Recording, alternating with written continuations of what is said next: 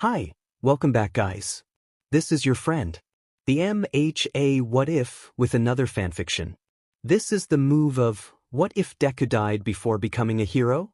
All credits for this video go to their respective authors, so please support the real author. Check out the link in the description for more details. Please give this video a like and subscribe to the channel if you want more videos like this. Now let's get into the fanfic. Bakugo Katsuki has never been good with words.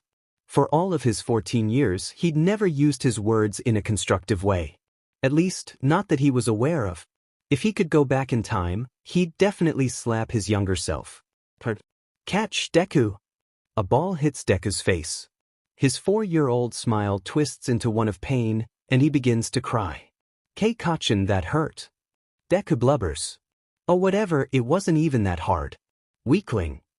Katsuki murmurs under his breath. Not quiet enough. Deku hears. They should make a special school for quirkless weaklings like you.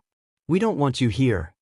Katsuki shoots to a smiling Deku, having aced his 6th grade exams. Katsuki hadn't done as well as he would have liked. Deku turns. Kachin, why do you say that dash? Because you're stupid and shitty, and I don't want that rubbing off on me.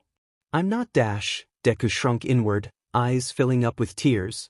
I did very well on this test, so dash. A monkey could pass the exams, idiot. You're not special, the day. Don't get a big head, nerd. He shoved him roughly out of the way as he left. Oi, Deku. Bakugo roughly catches Deku's shoulder, and his friends creep up behind him. Deku squeaks. Who let this freak out of his cage? Bakugo snarks. His friends chuckle. Kei-Kachin dash. Get back in your kennel, Deku. Bakugo grabs Deku's collar and drags the terrified boy down the hall to one of the storage closets. Kachin, don't dash. Bakugo roughly shoves him in and locks it. His friends are now positively howling with derisive laughter. Shut up, you extras. Bakugo storms off, but not before saying over his shoulder to Deku, get back to the freak show where you belong. It all fell apart in 8th grade. Those acid words which he carelessly flung over his shoulder like breadcrumbs came back to bite him. Forget bite, rip his FING arm off. And it was all because of one boy. It was always FING Deku. Bakugo back then had 2 moods, angry and angrier. Any other was because of the green-haired nerd. The person that he loved to push away for no reason at all, other than he found him annoying. And he said things he regretted. And on that particular day came the biggest regret of all. Why don't you take a swan dive off the roof and pray you'll be born with a quirk in your next life? Deku turns, eyes full to brimming with unshed tears and pain. Those eyes bear right into Bakugo's, saying the words that Deku would never say. I hate you. But Bakugo has fire and smoke, and whenever he feels anything, he uses it to squash it down because emotions aren't who you are, and throws it around to everyone. Deku backs away, and Bakugo laughs, mirthlessly, thinking that, wow, at least I've got a better handle on my emotions than that shithead. He really doesn't. If anything, Deku's better than him at that too. And then he's outside. His extra friends have all left, and he's sitting in front of the school, doing his homework, thinking about everything he did today. Can't you just talk to him like a normal human being? Bakugo rubs his forehead, the oncoming tension of a stress headache pounding through his veins. God, his brain was right. Why couldn't he? Because you can't deal with emotion. Emotion isn't a necessary thing to people's everyday lives, so be it. He can live without feeling anything except anger. He doesn't need it. Mistake. Mistake. Why don't you take a swan dive off the roof and pray you'll be born with a quirk in your next life? Huge, enormous mistake. There's a boy up on the roof. I think he's gonna jump. Bakugo starts. Someone is yelling on the other side of the yard. Bakugo shoots up to see a familiar figure standing on the railing. A placid smile decorates his face, and tears are dripping from his distorted expression, with his arms outstretched, already tilting to let gravity do the rest. And Bakugo runs to catch him. And all he gets is empty air. As Izuku hits the ground. Sickening. Someone call a paramedic, right F now? Bakugo remembers screaming. It's him. The teacher is calling a paramedic. People cluster around Izuku's twisted body, limbs splayed, blood dripping down his ruined face. KK-. He's talking to me. Bakugo pushed through the crowd. The paramedics are hauling Deku's body into the ambulance. The last thing he hears is from those broken windpipes is, "Happy now." The waiting room is very cold, Bakugo notices. Cold and sterile. And everything is white. Literally everything, the chairs, tables, heck, even the window frames are white. Which is a stark contrast to Bakugo, because he feels dirty, vulgar, unclean. I told him to kill himself and he actually did. He heard. He listened. His mother had once told him that every action has an equal and opposite reaction. At the time, he dismissed it as motherly banter, like the phrase, everything in moderation, which really means, everything in really little portions except for gross veggies. But she was right. She was right. He jumped because of me, oh my god. Miss Inko? Bakugo starts. Midoriya's mother, who was sitting next to him, stands. Bakugo peers over to see the portly woman slowly get up and walk over to the tired-looking doctor. Is my Izuku all right? Will he live? She asks. The doctor's face is grim. He slowly, ever so slowly shakes his head. Bakugo's head spins. His vision begins to tunnel, a sharp intake of breath only making the blackout worse. He stumbles back, collapses into his chair. He's dead. He's dead. Holy shit, he's actually dead. We tried our best, but his injuries were too severe. Part of his brain and spinal cord were badly damaged and... The doctor puts his hand on a sobbing Aunt Inko's shoulder, but Bakugo hardly notices. His head is surprisingly clear, but his mind circles back to one thought. Your fault. I have to get out of here. Bakugo runs. He runs out of the waiting room, down the flights of stairs, and out into the parking lot, past the cars, blurring into an unfinished watercolor painting of hues, and when his legs give out, he falls to his knees and sobs. God, he's forgotten what it feels like to cry. He's forgotten what it's like to feel it all. But that doesn't matter, because Izuku is dead and it's all his fault. He wouldn't have jumped if not for him. I killed him. Bakugo looks up at the quavering sky, stars too hard to decipher through the tears. I killed Izuku.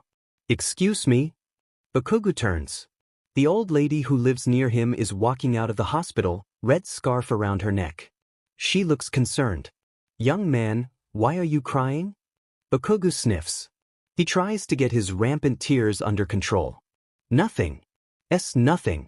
Go away. His go away comes out as a little mumbled. The old lady looks unconvinced. Do your parents know you're out here? Bakugo shrugs. They're not here. I came here with my aunt, but... He bites his lip to keep from crying. She's going to be here for a while.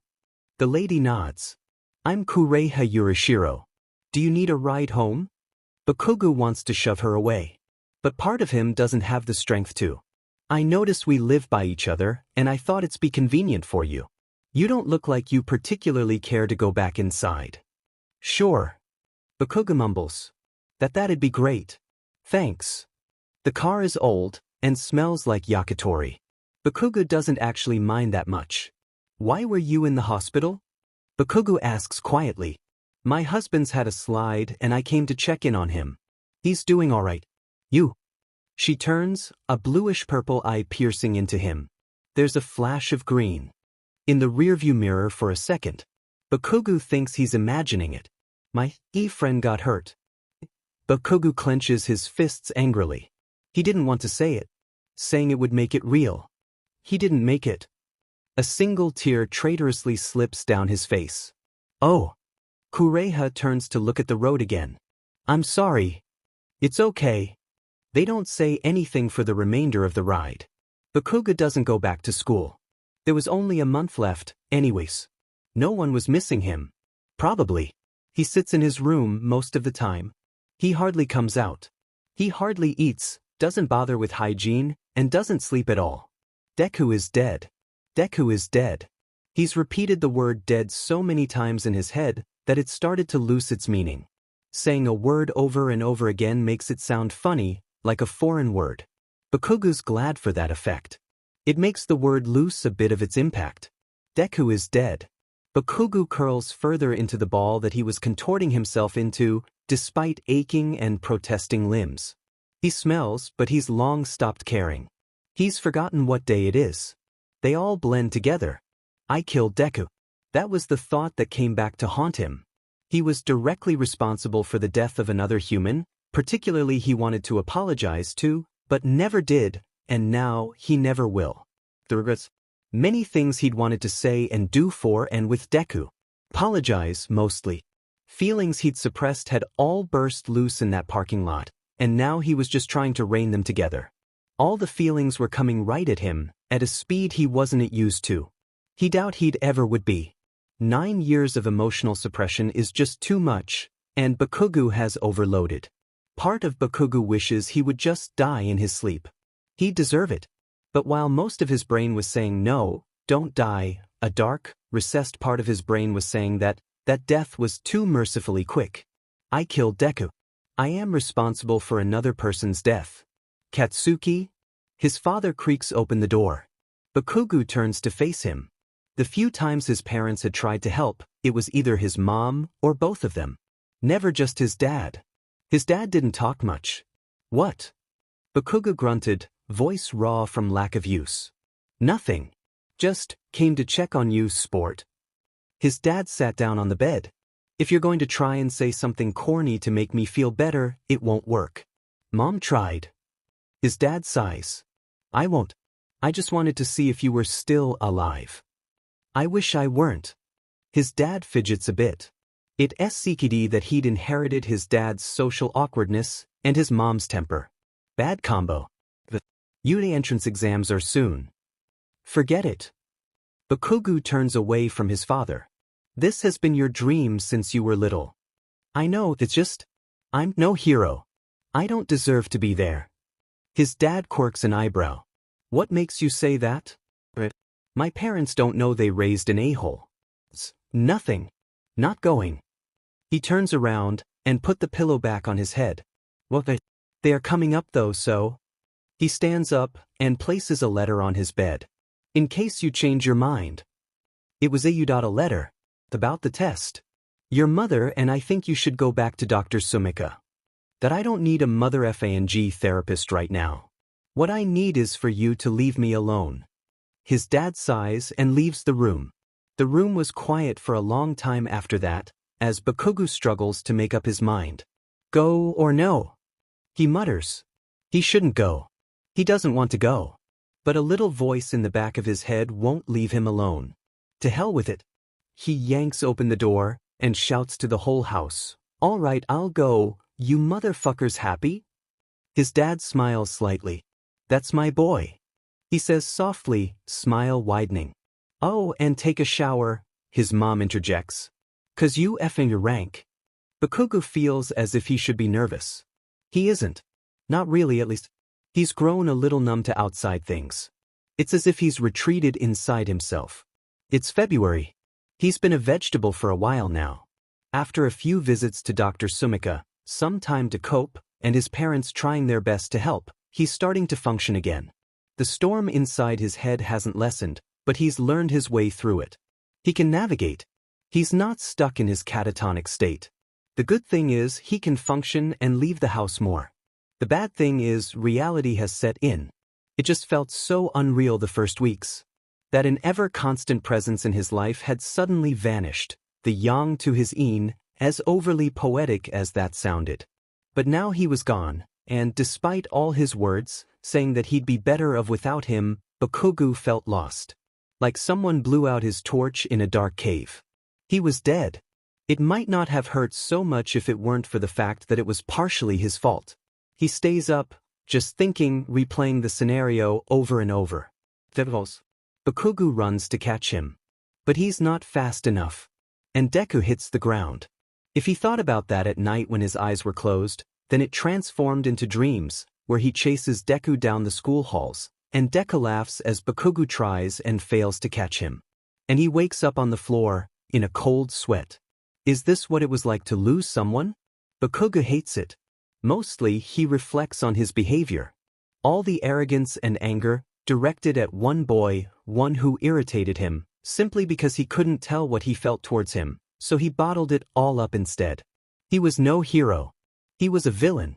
He had almost a whole 6 months of training to catch up on, so he went to the beach.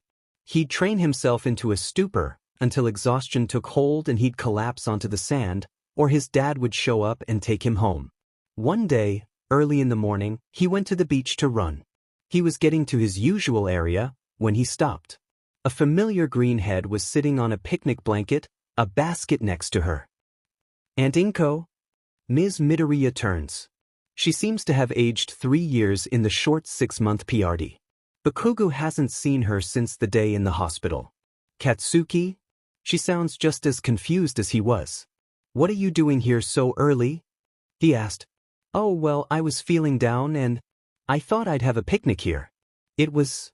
She trails off, her green eyes looking suspiciously watery. It was Izuku's favorite spot. Bakugo doesn't really know how to respond to that. Finally, he sits down next to her. "You mind?" "Yes." She shakes her head. She offers him a bento. He takes it. "That I'm sorry." And Inko says, "Why?" Bakugo asks, confused. If anything, he should be the one apologizing to her. "I heard you haven't been in school for a while, not since, you know. And I should have been there. You are a son to me just as much as Izuku was. Even if you don't always appreciate it." Katsuki stares at Aunt Inko's watery eyes, something deep and primal resting deep within them. He stares until his resolve breaks, and he wraps his arms around himself in shame. "It's not why. I thank you," he finally mutters. Thanking someone is still a foreign concept to him, and the words taste weird on his tongue. Or maybe it's because he knows he doesn't deserve the thanks. They continue eating in silence, staring out onto the sunrise, seagulls circling their picnic blanket, the last filters of night seeping away into the rose-gold daylight. "There were a lot of things I wanted to say to Izuku before he died," Bakugo admits. "Like what?" Aunt Inko asks. Bakugo hesitates, unsure of how much he should say.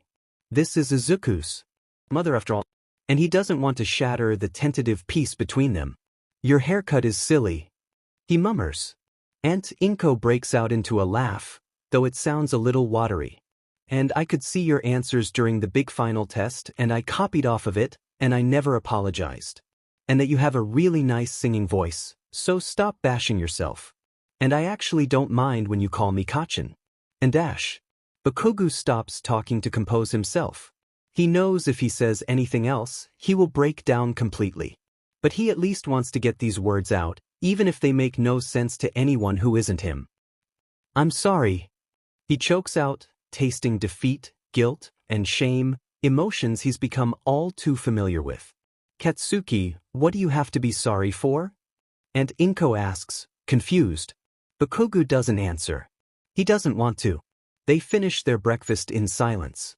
Finally, Bakugo stood up. "I should probably get home. My parents are probably wondering what's taking me so long." Aunt Inko nods. Then, surprisingly, she hugs him. "Please, if you ever need to talk, call me." She parts the hug and leaves, and Bakugo is left there, frozen. He starts to laugh, which is a rather watery laugh, and he knows if he keeps this up, he'll start crying again. Aunt Inko hasn't hugged him since he was 6, and it's a rather nostalgic feeling. And then it's the day of the entrance exam.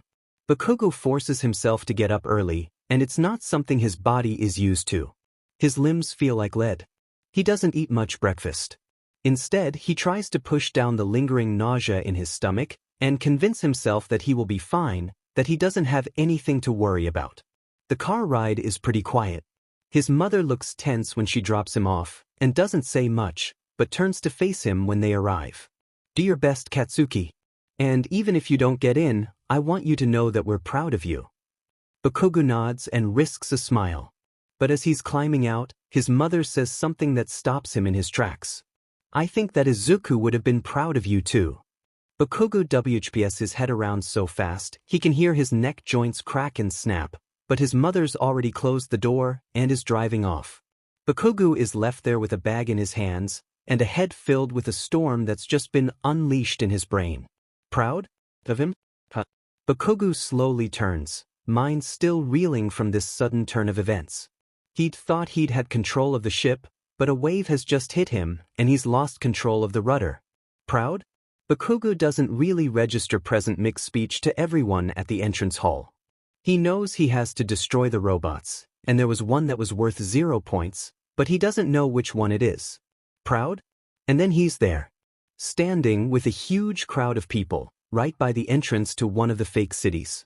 People chatting casually around him, warming up, stretching, or simply looking nervous. But Bakugo doesn't register any of this, because something's hit him, and his storm has changed from numbingly cold sleet to blistering, blazing hot fire. He's just trying to mess me up, trying to screw with me. He's probably laughing it up in heaven right now, at how much of a pathetic failure I am. He killed himself to spite me. The fire boils his blood, white-hot anger filling Bakugo's veins, searing him down to the core. He's shaking out of anger. A few people are looking at him weird, but he doesn't care. He's heard of seeing red before, but now, his vision is literally lined with red. The horn sounds. Bakugo is at the front of the pack, charging into the fray with an explosive scream. The robots don't stand a chance against Bakugo's inhuman rage. The first one folds in on itself, and the second one literally disintegrates. Bakugo is no stranger to anger. But this one is different. His normal anger was just a facade for his emotions. This anger is primal, explosive, all-consuming. It shakes him down to his bones, fills him with adrenaline, and in the midst of all of this, he realizes he's laughing. Okay? Asks a freaked-out-looking guy with spiky red hair. Bakugo grins, baring canines and something menacing. He's never been better. When Bakugo gets home, he runs to his room. His father doesn't say anything, but simply stares at the back of his head, his concern leaking out of his stupid, insipid expression. His mother notices. "Katsuki, honey, are you Dash?" "I'm fine," he shouts back. His mother looks a little stunned at his sudden change of mood. He had flipped from withdrawn, back to his explosive self. If anything, maybe she's a bit relieved. Bakugo doesn't know, nor does he care. The minute he gets to his room, Bakugo punches the wall as hard as possible, leaving a fist-sized dent in his wall. He wants to scream, and yell, and kick something because Deku is a selfish idiot and it wasn't his fault. So he heads to the beach to train. There, he lets the full force of his anger fly into every punch and kick and blow. 10 minutes into this endeavor, he's cleared a whole ring of trash around him and everything else around him is either destroyed, charred, or burnt. Wow. Someone's not happy. Bakugo turns and fires off an explosive punch in the direction of the stupid idiot who sounded so effing relaxed at a moment when nothing was okay. Dude. The punch had missed by mere inches, but the blue-haired looks absolutely undaunted. Bakugo turns to face him and sees a lanky boy, maybe his age, with bluish hair and bags under his eyes that could rival his own, or Deku on his last days of being alive. Fing. "Oh hey, I remember you. You were the one who was laughing like a maniac during the entrance exam, right? Yeah, I can see why Kakeru almost shat himself at the sight of you." The boy slides off the wrecked car he was sitting on. Upon further notice, he's a few inches taller than Bakugo, which he guessed was saying something, since Bakugo is slightly above average. Not much though. Yeah. Was he laughing? He doesn't really remember. You know, you look more depressed than a laughing angry maniac if anything. The boy remarks, a sly grin sliding onto his face. Finally, a fellow comrade. Bakugo blinks. He's never met anyone with such a black sense of humor. "Who the f do you think you are, baggy eyes?" Bakugo growls, but it lacks any real menace. Baggy eyes? Like you're one to talk. Bakugo can't really argue with that. His eyes have huge dark circles under them from his many sleepless nights. "So, were you at the entrance exams?" Bakugo asks. He talks as if he was there, but yet, Bakugo didn't see him. Come to think of it, he wasn't really paying attention, so it's not really matters. "Yeah. I was kinda in the back, so figures you didn't see me." The boy stretches and shifts his gaze. Bakugo gets the feeling that he didn't do super great. How'd you do? He asks anyways, just for sheets and giggles. Well, I SCKD during the practical exam. But I know some guys in the administration, and they were able to pull a few strings. The boy responds. Who? Now he's kinda curious. Shoyuta Aizawa. He's my uncle. Ah. The guy did look a little familiar. Anyways, I gotta go. The boy turns and hops back atop the wrecked car with ease, like he'd been doing it for years. Oh, what's your name? Bakugo yells after him. The guy turns and cracks a smirk. No one. He replies. And Bakugo blinks, and he's gone. He got in. He got his letter. One day, and sure enough, Bakugo had been accepted into Class 1A with flying colors. He was first in the practical exams, and had achieved one of the highest scores in record. He feels like he should be happy, but he feels kind of numb. His family is ecstatic, of course. His mom makes a huge dinner and invites Aunt Inko over, and it's a great time, at least for them. Bakugo just tries to smile through his anger towards the whole prospect. The anger has died down though, leaving a lot of questions. Like, why on earth would Deku do this to spite him? Couldn't he have done something else? Did he do this to spite him? A part of him knew that it was still his fault. But the part was silenced by the firestorm raging inside his head. He decides to go back to the beach the next morning to vent his frustration. The clear ring is still there, but no sleazy blue-haired F-. And so, he's taken to blowing the trash to bits in order to vent. His palms are sweaty, his knees are weak, and his knuckles are bleeding. He doesn't really care. Ah, young man, I see you're helping clean up the beach? Bakugo turns. An old, skeletal and blonde-haired man is standing on the small sidewalk right by the beach. He's almost 6.5 feet tall, and his eyes are completely black, save for his glowing blue pupils. Bakugo squints. The man looks like he's on death's doorstep. Good, the man says. Not many are investing any time. It makes me sad to see a beach like this all dirty. His black eyes flit to the car back over to Bakugo. Why the F are you out here at 5 a.m.? Bakugo states simply. Why are you? The man shoots back. I like punching things and I don't like people. Not to mention sleep Sue. Bakugo goes back to launching another explosive punch at a fridge. Why was he talking to this guy? He didn't even know him. Can you go away? Bakugo finally says dryly. The man laughs. No, I'm afraid I can't. I'm meeting someone here, so I have to wait. You're free to leave, however. Bakugo grumbles some obscenities he doesn't really mean, and goes back to disintegrating junk. My name is Toshinori. Yours? The man asks. Why are you telling me this? Bakugo finally turns around and makes direct eye contact with the guy for the first time. You look like you're on death's doorstep.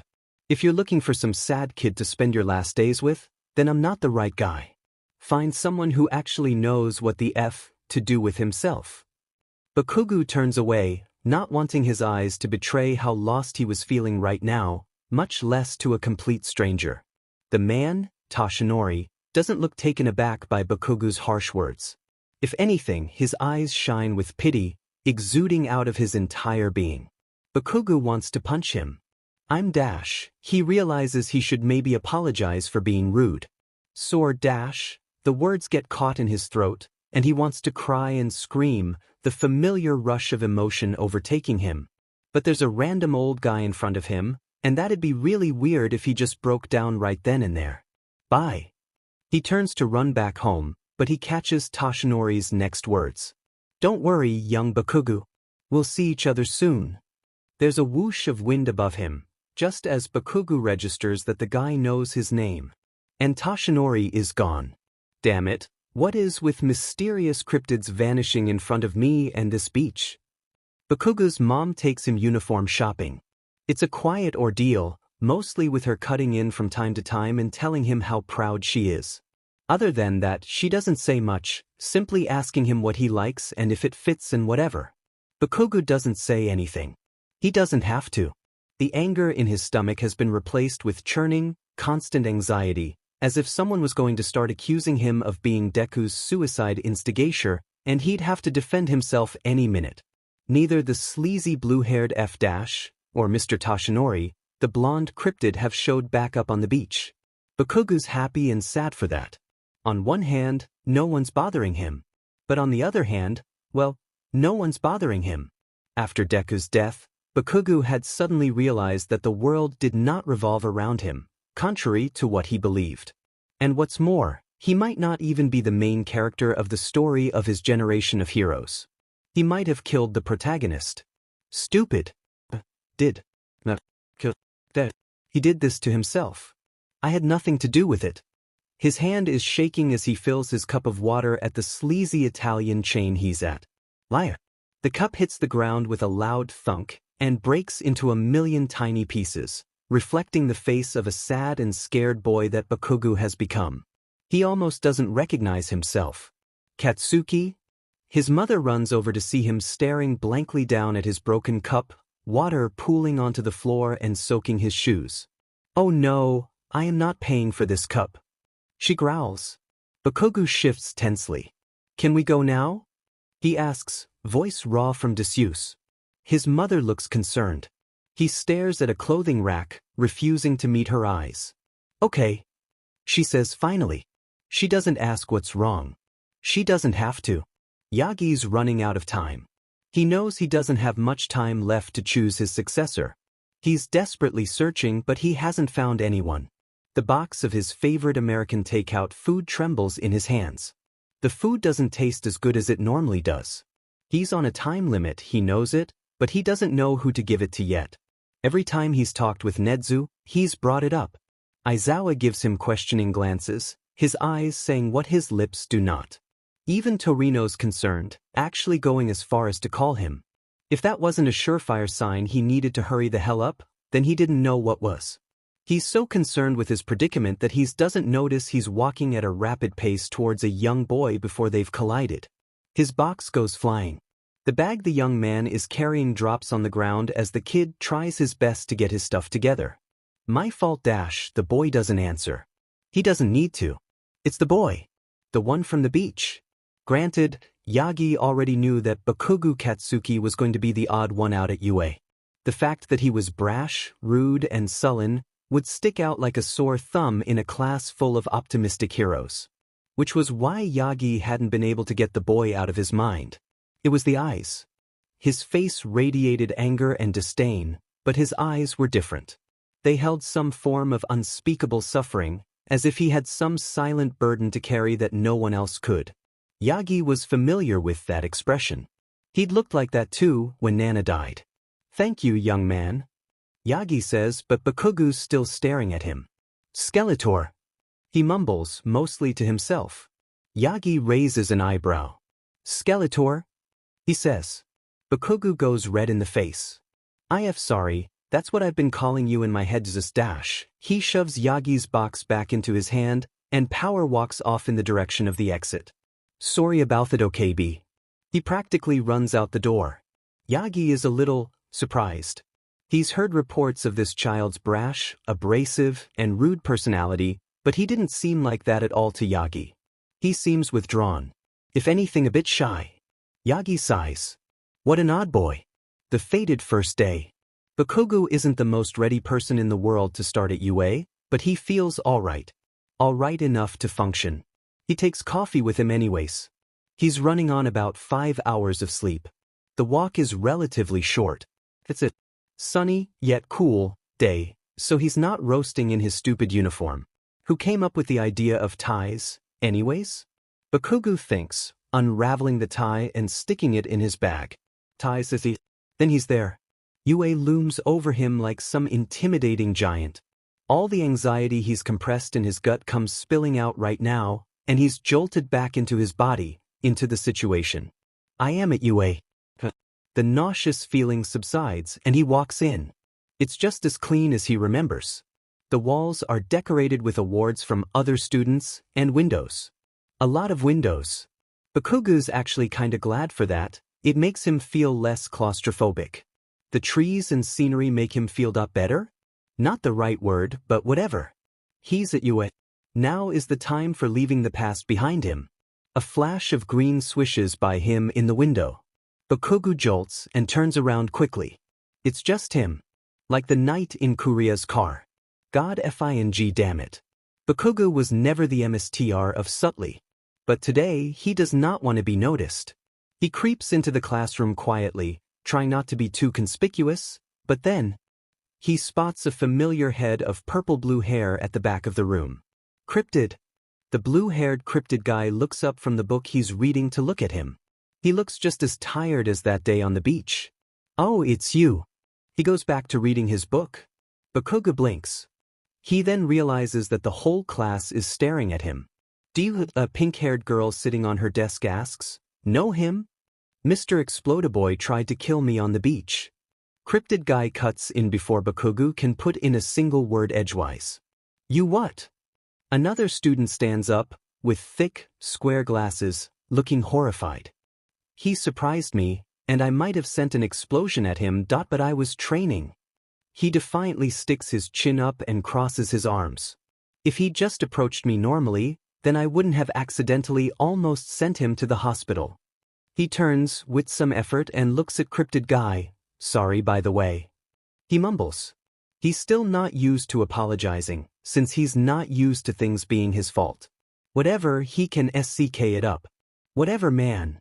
Cryptid Guy goes back to his book, a warrior's book, if Bakugo sees it correctly, and proceeds to tune out the rest of his classmates' chatter.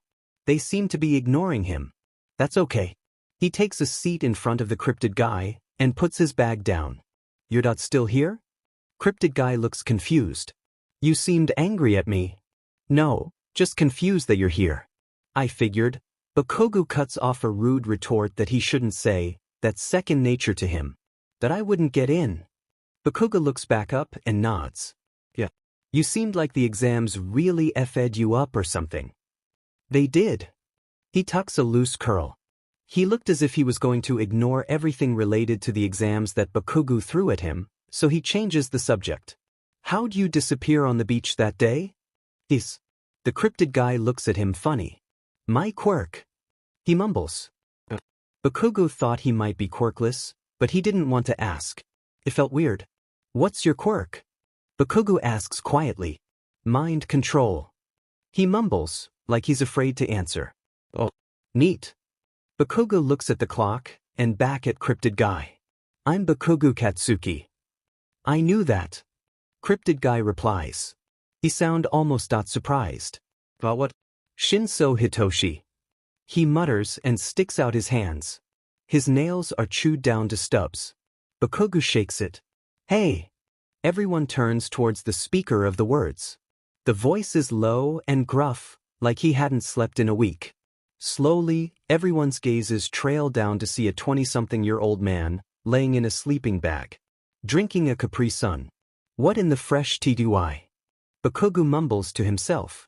He's wondering how the hell this hobo got into the school in the first place, when his brain starts to pick up on some things. He looks suspiciously like Shinso. They have the same nose, same tired eyes, same greasy hair. That wouldn't happen to be Dash, Bakugo hisses to Shinso, who holds up a hand to stop him from stating the obvious. Yeah. Shinso's gaze is trained to the floor. That's my Uncle Aizawa. Okay, calm down, He-Man remarks, his quiet voice somehow carrying over the din and stopping everyone in their tracks. It's too early in the morning for all this riffraff. Are you our homeroom teacher? An electric blonde boy asks, shooting up from his chair. Duh. Bakugo mutters a little too loudly, causing the alien-esque girl who dumped a bottle of water on Spiky Hair's head earlier to glare at him, and his face turns red. My name is Aizawa. Aizawa pulls himself out of his sleeping bag, to reveal that he's actually rather short, and is wearing a scarf that appears to be made out of ace bandages? Well, he did show up in a sleeping bag, drinking a Capri Sun, looking like me in the mornings, so I'm just gonna roll with it.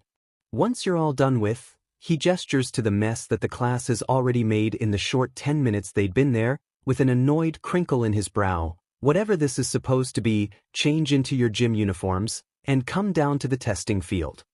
But sir, the square guy with the glasses shoots up out of his seat so fast that a small great midget falls over.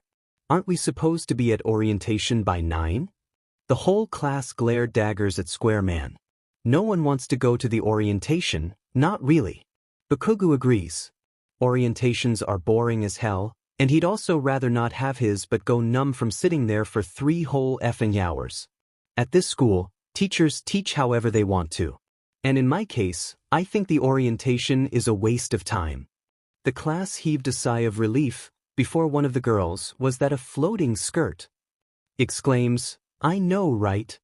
The class starts chatting to each other at random about how they're glad they don't have to go to the orientation, about how Aizawa is a cool teacher, that maybe this year won't be as grueling as everyone thinks. Wait for it. Shinso mumbles to Bakugu through gritted teeth. What do you mean? Bakugu hisses back. He's never this lenient, there's a catch somewhere. Do you think this is all fun and games? Aizawa growls, and the class goes dead silent. You think I'm letting you out of orientation and letting you use your quirks because I'm nice? No one made a sound. You could hear a pin drop. Okay, Aizawa sighs, how about this? Whoever places last in the quirk apprehension test will be expelled. Absolute silence. There it is. Shinso mumbles, mostly to himself. But Aizawa-sensei. Someone exclaims. It's one of the girls with the earphone jacks coming out of her ears. That's hardly fair, is it dash? You expect villains to be fair? Aizawa retorts. You think that the villains won't attack where you least expect it, won't target your weak points and fears to exploit you, because that's not fair? You think they'll just give you a designated time where they'll show up? Aizawa turns, brown eyes glinting red. Guess what? He says, deadly quiet. They won't. With that, he turns and heads off towards the fields. The rest of the class stands behind the door, shocked, except for Shinso, who casually slogs over to the door. Guess we'd better go change then. He says, a smug smile on his face. The test is a little underwhelming. Bakugu tries his hardest, but he's not really feeling the fire like he was on the entrance exam. It's kind of fizzled out at this point, all that's left is the churning anxiety. He scores lower than he should. The others notice, with the red-haired one from the exam giving him some odd looks during the test. His scores are in the middle-ish range. At the end, he's probably scored in 10th place or something. But there's still the ball throw. Bakugu steps up to the plate. He's not sure how he can beat the round-faced girl, who launched the ball into the sun, a feat Bakugu will probably never understand. But in any case, he takes a deep breath, leans back, and hurls. Over here. Katsuki throws the tennis ball in the direction of his green-haired friend. The ball soars and Izuku runs, trying to grab it. He does, but his foot catches on a rock and he falls. Katsuki laughs at him, as Izuku climbs back up, brushing dirt off of his preschool jumper. That's not funny, Kaken. Izuku exclaims. Katsuki continues laughing, and it's infectious. Soon, the two of them are sitting together and laughing. Finally, they get back up. You want to keep playing? Izuku asks. Nah, I'm done with catch for today. Let's go down to the creek. Sure. The duo runs off in the direction of the creek, leaving the tennis ball behind. They never found it again. 412 meters. The device measuring the exclaims. The class gasps at Bakugu's impressive display of power. But Bakugu doesn't hear any of that. All he can hear is the ringing in his ears. Bakugu, Bakugu. He snaps back to Aizawa, almost yelling at him. Your turn is over. Please get out of the way for the next person. Okay. Muttley, he trudges out of the field and over to the bench where some of his classmates are sitting, and the pink one scoots over to make room for him. You good? Asks a boy with long teeth. Yeah, I just need to sit down for a minute. Bakugu mumbles. He doesn't say much after that. In the end, a girl named Hagakure Toru was last in the test. Aizawa, true to his word, expels her.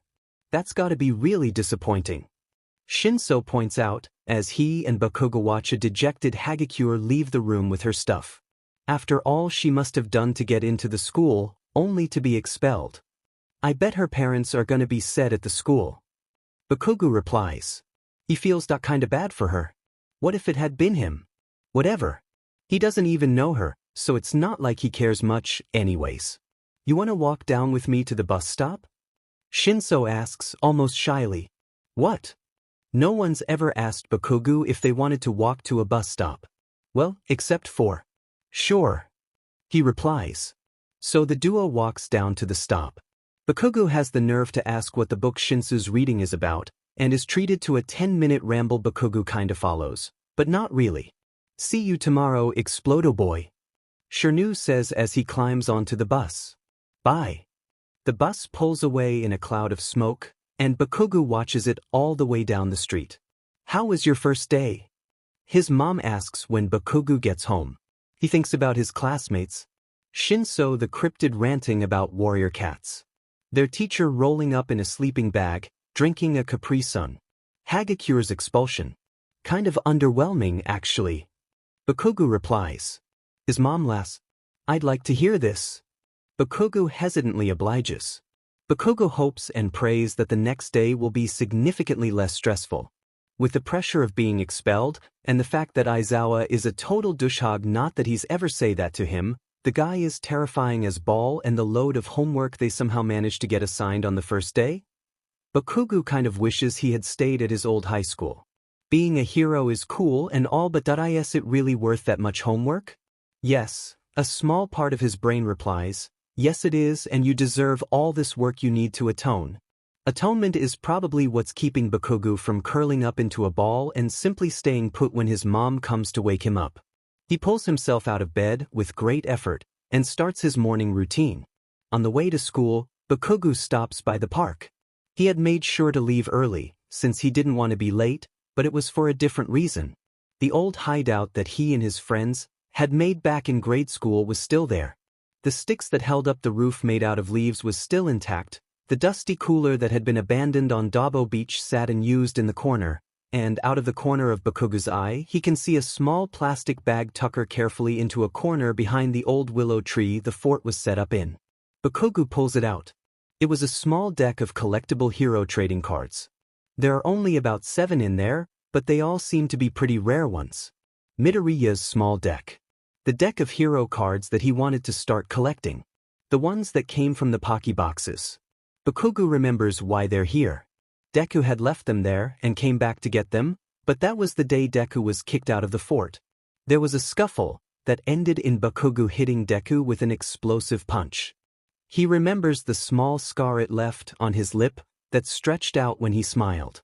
He never did apologize for that. Slowly, Bakugo puts the bag of cards in his school bag, not entirely sure why he's doing it. He turns to leave, but as he's doing so, the urge to take more stuff comes over him. Tsubasa's forgotten cap, the club rules sheet, a small and beat-up All Might action figure. Instead of doing that, Bakugo quells the urge and speed walks out the fort, the ghost sounds of other kids playing echoing around him. You were almost late. Shinso drawls when Bakugo slams down onto his desk. Geez, thanks for reminding me. Bakugo growls, frustrated. Shinso rolled his eyes and put his head back down on the desk. Wake me up when class starts. Suddenly, the door burst open, and who would walk through but All Might? The entire class exclaims at once. I am here. Walking through the door like a normal person. All Might says, definitely not walking like a normal person. Shinso snickers. He looks like he has a cramp. He mumbles, and it takes all of Bakugo's self-control not to burst into laughter. No then, today we are doing a training exercise.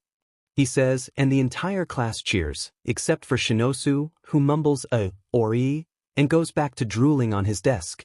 Now then, the support department finished on your prototype costumes, so, if you don't mind, go change into those. The entire class rushes out of the room, eager to change, leaving a few of the slower or more tired, in Shinsu's case classmates behind. The bird dude sniffs and heads for the door.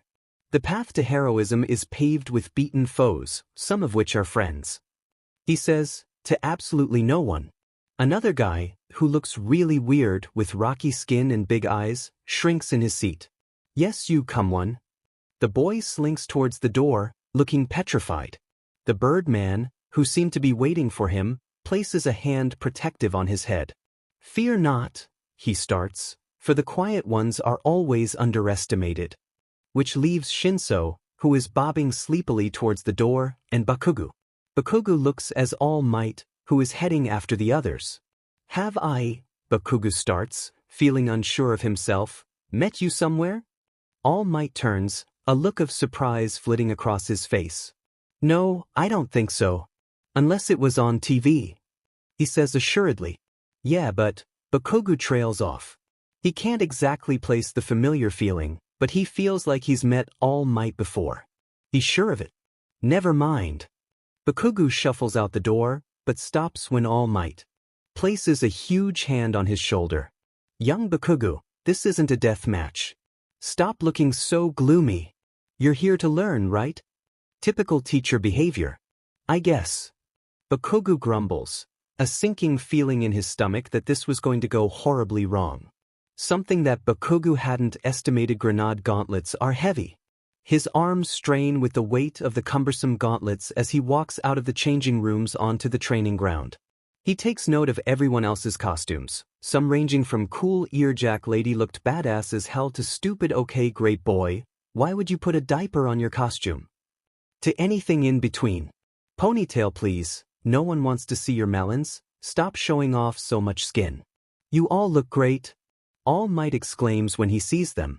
Bakugo is about 99% sure he's just saying that because he has two, because every time he looks at Great Boy, it looks as if he's suppressing a smirk. Nice outfit. Bakugo turns to see the ever-present Shinso dressed in what simply looks like a hoodie and sweatpants with knee and arm guards, an ace bandage scarf along with some kind of mouth guard. Bakugo isn't really sure what it is, smirking at the other classmates. Does Kirishima really need to show off that much? Not all of us can have rippling pectorals, you know. Shinso mumbles. Bakugo looks for where his gaze is pointed at, and sees the red spiky guy, wearing what looks like just breathes. Shinso was right, he is buff as hell and who was evidently chatting with Pikachu and Alien Girl. So like are we going to get expelled like Toru if we fail? Says Frog, speaking what was on everyone's mind. No you won't. All Might replies, to a massive sigh of relief. I know that Aizawa can be a little stressful. We're speaking to him about that. Now then, All Might addresses the class in his booming, business-like tone, and everyone stands up a bit straighter. Here are your teams. The board above them flashes with their names, next to someone else's. Bakugo is paired up with someone named Ida Tenya. Why does that sound so familiar? Hello. A guy in full-body knight armor strolls up to him. Bakugo takes note of the engines sprouting out of his legs, and his mind instantly makes the connection. Oh, are you related to Ingenium? Ida sighs, like he's used to the question. Yes, he is my older brother. I'm Ida Tenya, though I suppose you already knew that. He sticks out his hand and Bakugo shakes it reluctantly. Bakugo Katsuki. Hi. Then, All Might pulls out a ballot box. Now, we'll draw to see what teams will go up against each other. He exclaims. Bakugo holds his breath in anticipation. Team A against Team D. Lucky me. I get to go first. Apparently on the other team is Uraraka Achoko, the girl who flung the ball into the sun, and Kuji Kuda, Bird Dude's friend who doesn't say much. They don't look like too much of a threat, so Bakugo thinks it'll be a breeze. When he and Ida get up to the floor where their fake nuke is located, Ida turns, wanting to make every second of their 2-minute head start count. What is the plan? A dash plan.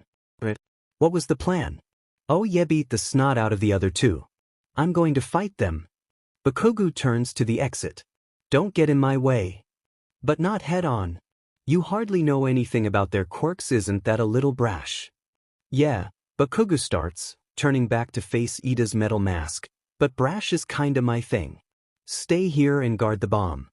It takes only 5 minutes for Bakugo to find Kuda. He's sitting in a hallway, a small bird perched on his shoulder. In another circumstance, Bakugo might have found the scene cute, but right now he's too focused on winning. Alright Snow White, listen up. Kuda looks up, face flushing. You have 2 options. Get out of here and give up now, or I'll beat the living sheet out of you. Bakugo's palms crackle mechanically, to emphasize his point. 30 seconds. Make your choice. Kuda stands up. He looks thoroughly terrified, but he positions himself into a fighting stance. Alright, option 2 it is. Bakugu lunges forwards, palms blazing. A storm of birds shoot through the vents and their sharp talons latch onto Bakugu's arms. Bakugu twists, yelling, and lets off an explosion, but it doesn't deter the birds one bit. They slowly start dragging him up towards the vents, and Bakugu wails in rage. Kuda! Kuda serenely waves goodbye as Bakugu is dragged through the vents, outside, and into the air. By the time that he gets loose, Team D has already won. Nice job, bird boy.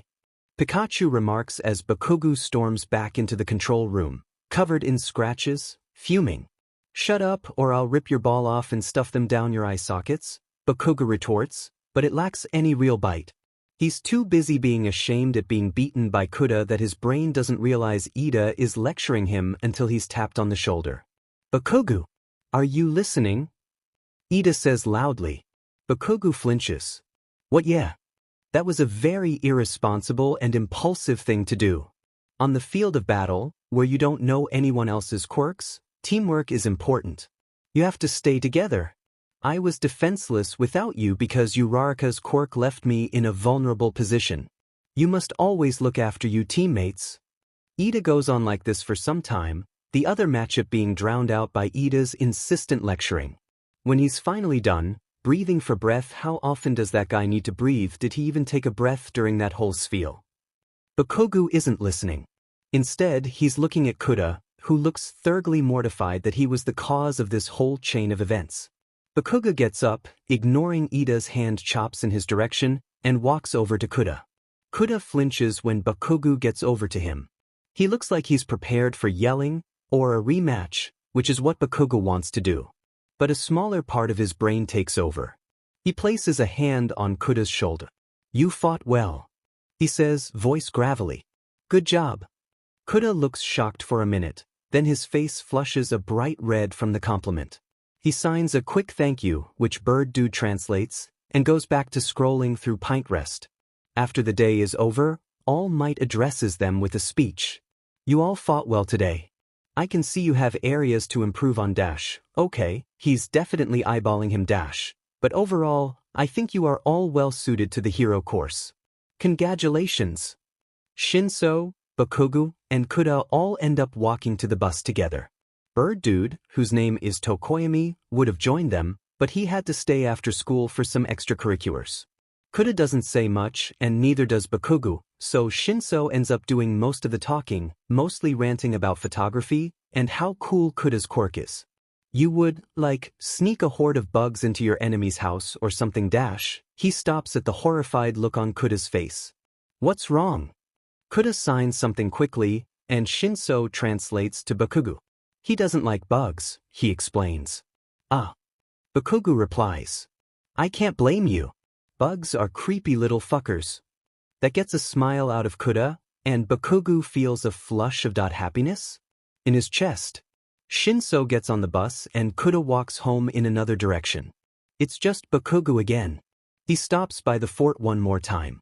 He's not quite sure what he wants to do there, but he just wants to see it one more time. He thinks of Midoriya. How happy he'd be to see him actually getting along with others. Sorry. Bakugu mumbles to the silence of the fort, his voice wobbly. So sorry. Bakugu is a grade A idiot. It's a fact he already knew with being dragged out of an exercise by birds, or getting the sheet beaten out of him by Shinso, but this is his second biggest fail. Why are you getting up so early? His mom asks nonchalantly when he dashed out of the door, still pulling his jacket on. It's Aunt Inko's birthday, I am getting her something Dash, he huffs. Oh yeah, that is today. His dad mumbles into his newspaper. What are you getting? No idea, gotta go. Bakugu slams the door behind him and makes a mad dash for the train. He misses it. He probably should have known, considering that he had about 5 minutes to get to the station, but part of him was thinking, you can totally do this. He couldn't totally do it. Bakugu kicks a rock in frustration, watching it sail through the air and smack into the side of a building. Now he would have to wait a whooping 10 minutes for another train. It wasn't too long, but still. He wants to get her something and give it to her before lunch. And now that looks like it's not happening. Bakugo. Bakugo turns to see a confused Kirishima in a red windbreaker, sitting on a bench a few pillars down. Oh, it's you. Bakugo mutters. Not really the guy he was hoping to see. Kirishima is nice, but constantly overflowing with positive energy. Not only does his presence tire Bakugo out, it also reminds him of, "You live around here?" Kirishima asks, and motions for Bakugo to sit down. He sighs. Not like he has a choice. "What's it to you?" He growls, keeping his expression guarded. Kirishima laughs. "I was just wondering, I work down here at a soup kitchen." "At this ungodly hour?"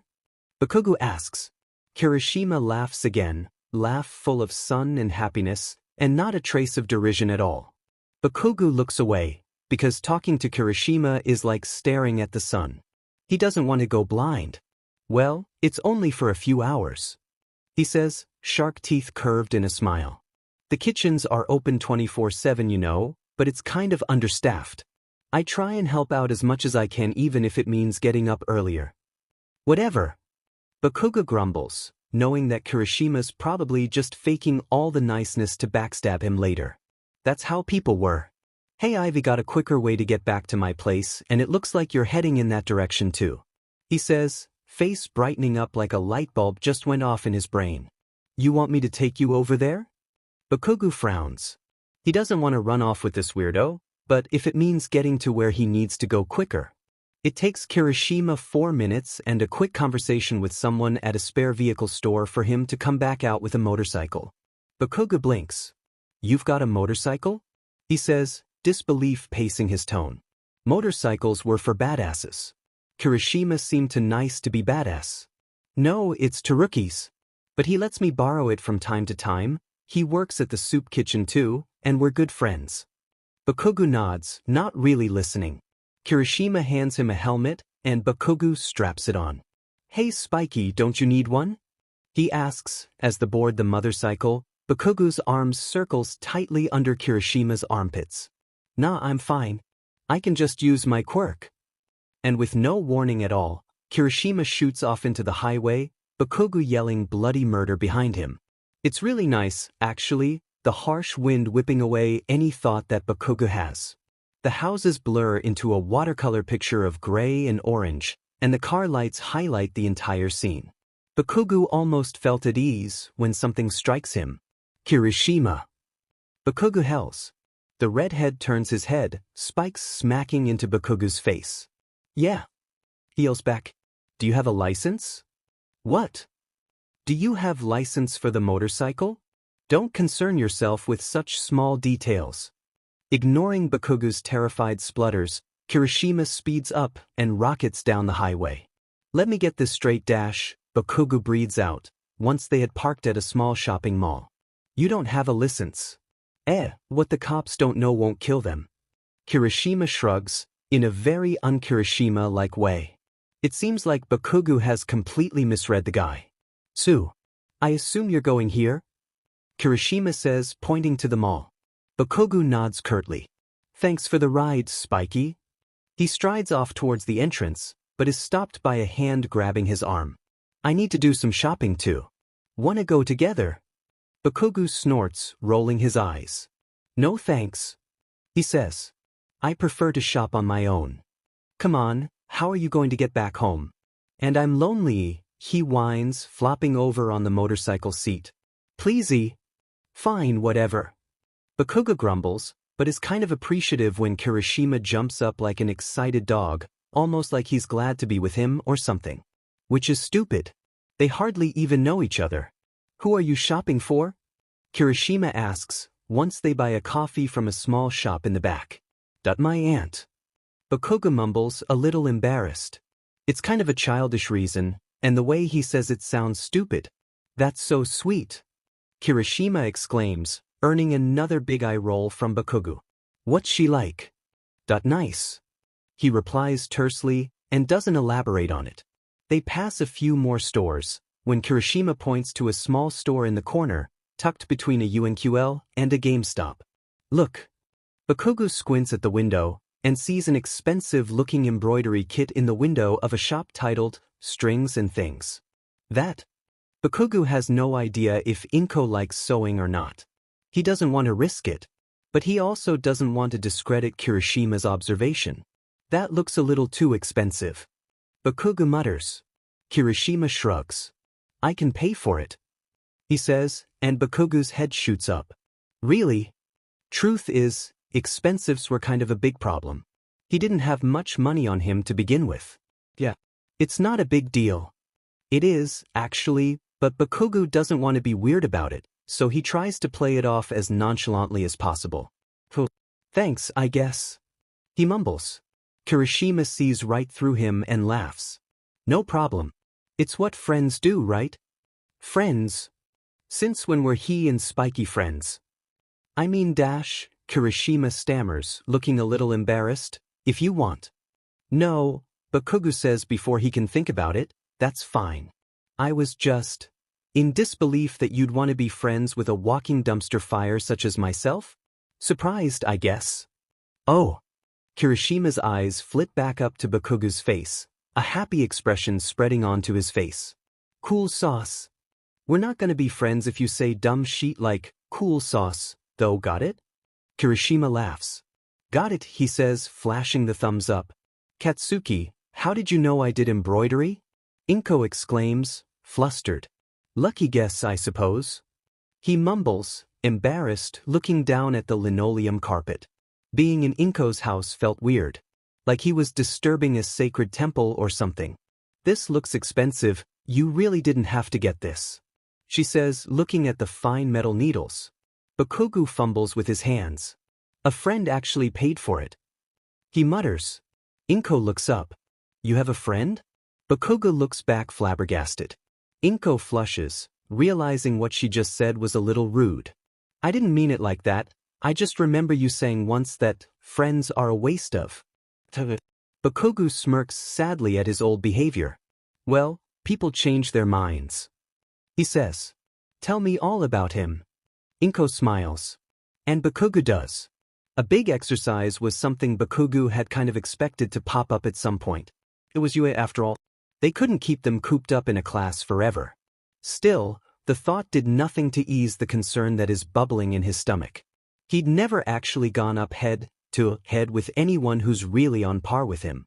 Except for Kuda, but that was a fluke. He underestimated him, something that Bakugo now knew never to do again. The bus is filled with yammering and loud ruckus. Bakugo's mood mirrors Aizawa's current facial expression, which is one of a huge migraine. Your uncle is kind of a sourpuss. The pink-haired alien, Mina Ashiso, Bakugo recalls, remarks. Shinso shrugs. It runs in the family. He replies nonchalantly, fiddling with the ace bandage scarf he is wearing, that mirrors Aizawa. I've been meaning to ask Kuda-signs. How does that scarf work?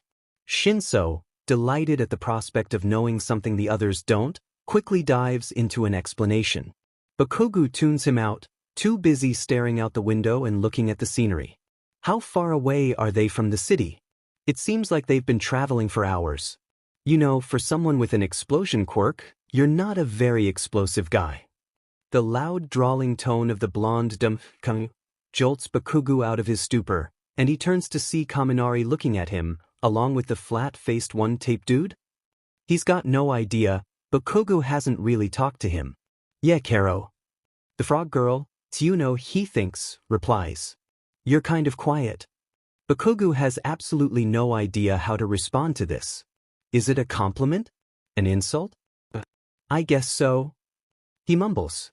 Soy sauce flathead smirks a little at that. You know, you might be giving Tokoyami a run for his money for the class resident edgy loner. Have you even talked to anyone yet? Bakugo slumps a little in his seat. He has, but at the same time, it's become increasingly harder to try and talk to people, as before these past few months, the only thing he's ever really done is shout at others, so to unlearn an entire life's worth of horrid communication skills is kind of hard to do. Shinso glares at the two boys, and they both shrink a little at his glare. Lay off, asshats. He deadpants. Just because we're not all loud like you doesn't mean we're weirdos. Stop being. A judgmental Jerry, Kuda finishes. Kaminari and Tape, who can't read sign language, look confused, while Bakugo and Shinso laugh a little. Exactly. Thank you, Kuda. Kuda flashes a thumbs up. Shinso is right. Ida butts in. We may not know much about Bakugo, but he wouldn't be in the hero course if he weren't a good person. Good person? So, apologize. Kaminari looks sheepish. We weren't trying to be mean, we were just pointing that out. That's called an inside thought, Karo. The whole bus laughs at Tsuyuno/Frog's statement. The boys blush. Sorry, Bakugo. They mumble. Bakugo flashes them a thumbs up. It's cool. Don't worry about it. Bakugo replies. The boys look relieved at being off the hook, at least until the bus jolts to a stop and the duo falls over. Alright, everyone out. Aizawa mumbles. We've got a lot of stuff to get through today, so hurry up. If you get left behind, we're not coming back for you. Sourpuss. Ashido sing-songs. The facility is called the USJ Unforeseen Simulation Joint. It's run by a hero called 13, who Bakugo hasn't heard much of until now. The arena is divided up into a few areas, like a lake, a city, a forest, and a variety of other things that can change on random, according to Aizawa, who looks as if he's given this speech a million times before. The whole class is in a state of awe, at least until Kaminari breaks the silence by saying, I thought USJ stood for Universal Studios Japan. The whole class bursts out laughing, even Bakugo can't suppress a smile. Then he notices Aizawa's grave face. Did you take the joke that badly? Lighten up. Shinso stops to see what Aizawa's staring at. A huge portal has opened up at the center of the arena. The ominous swirling black mist sends the smell of ozone up to the top of the stairs, and the loud, high-pitched whirring shuts everyone up. What's going on? Uraraka asks quietly. Is this part of the exercise? No, Aizawa's voice is grace. Villains. The whole class looks taken aback. Kuda's hands are shaking, Bakugo notices, and he reluctantly grabs it. Kirishima pulls it together first, moving into a fighting stance. Everyone outside now. The first villain emerged, a huge, hulking beast that only really counted as human on the faintest technicality. Its eyes rolled in its skull, its brain was exposed, and a large beak protruded out of its face, a large tongue drooping ominously. It might have been kind of comical if its expression wasn't so murderous. Then, more human-looking villains begin to pour out of the black hole portal, each with various features, but all expressions the same, twisted in various forms of hate. Then the last two stepped out. The first one is a guy, small and scrawny, wearing no special armor. Instead, he has severed hands adorned all over himself, the largest and most rotten clutching onto his face. The second one lacks any facial features whatsoever, his entire body mass seemingly made out of the same black mist the portal was made out of. The minute he steps out, the portal vanishes. Well, I see All Might isn't here. The small one snickers. Shame. Whatever. This will surely get his attention. The tall one stretches his arms out, and Bakugo and the others only have a fraction of a second to think before they all tumble down into the black hole portal. The last thing that Bakugo sees is the flaring of engines, and the smell of exhaust gas burning to life, before it all went black, and all feeling in his limbs vanished. It was dark. Everything black and purple. He could feel some sort of swooping sensation in his stomach, the feeling running up his gut and through his mouth. His bones felt out of place, like they were clinking against each other, like the gravity and will keeping him together was gone. Vanished. Swallowed up like he was. Was this it? Had he died? Was this his eternal punishment for killing somebody? He starts to panic, bitter bile seeping into his throat, and feeling his stomach twist again. A familiar pair of hands grabs him from behind. Wake up. A soft voice says. Bakugo. Bakugo bursts out of the fountain, soaking wet and heaving up lungfuls of chlorine-filled water. His heart burns, and he retches a few more times before he can breathe again. Someone's hands are on his shoulder. What had just happened? Where was he? You good dude? Kirishima's concerned eyes peer at him through wide lids.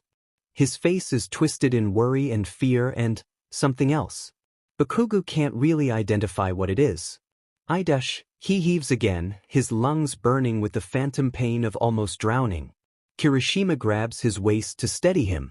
In a knee-jerk reaction, he shoves him away, a familiar scene playing out before him. "Don't touch me, he hisses. Kirishima blanches, face pale with shock. Then, the memories of the past hour flood back into his head, causing him to reel back. "Sorry, Kirishima waves it off. "It's fine. Just glad you're okay.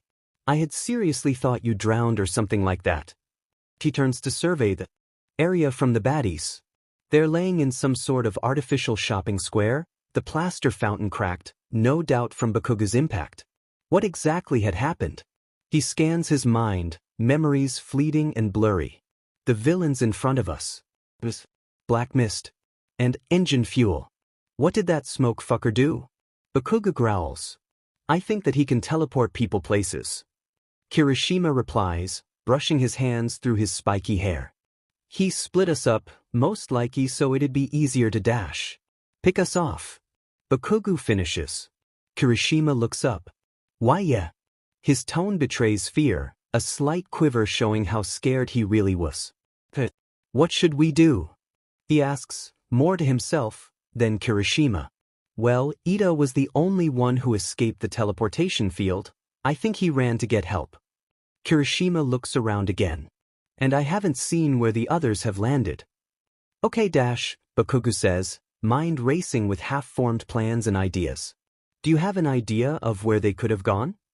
Kirishima looks thoughtful for a second. "I think someone landed over there," he says, pointing to where a large boat was, sitting in the water sideways. You know how to swim?" Bakugo asks. Kirishima nods. "Good. You go over there and see if you can find anyone. I'm going this way."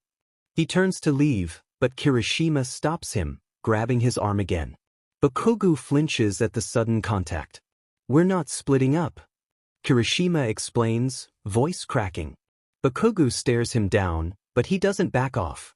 "What are you even going to do?" "Fight that smoke fucker," he growls. He turns again to leave, but Kirishima holds him back. "You're insane," he shouts. "You'll get yourself killed." Something squirms inside him, a word or a feeling trying to get out. "You think I care?" Bakugo replies, ice in his tone. Kirishima blinks. He takes this silence as an acceptance of defeat and runs the other way.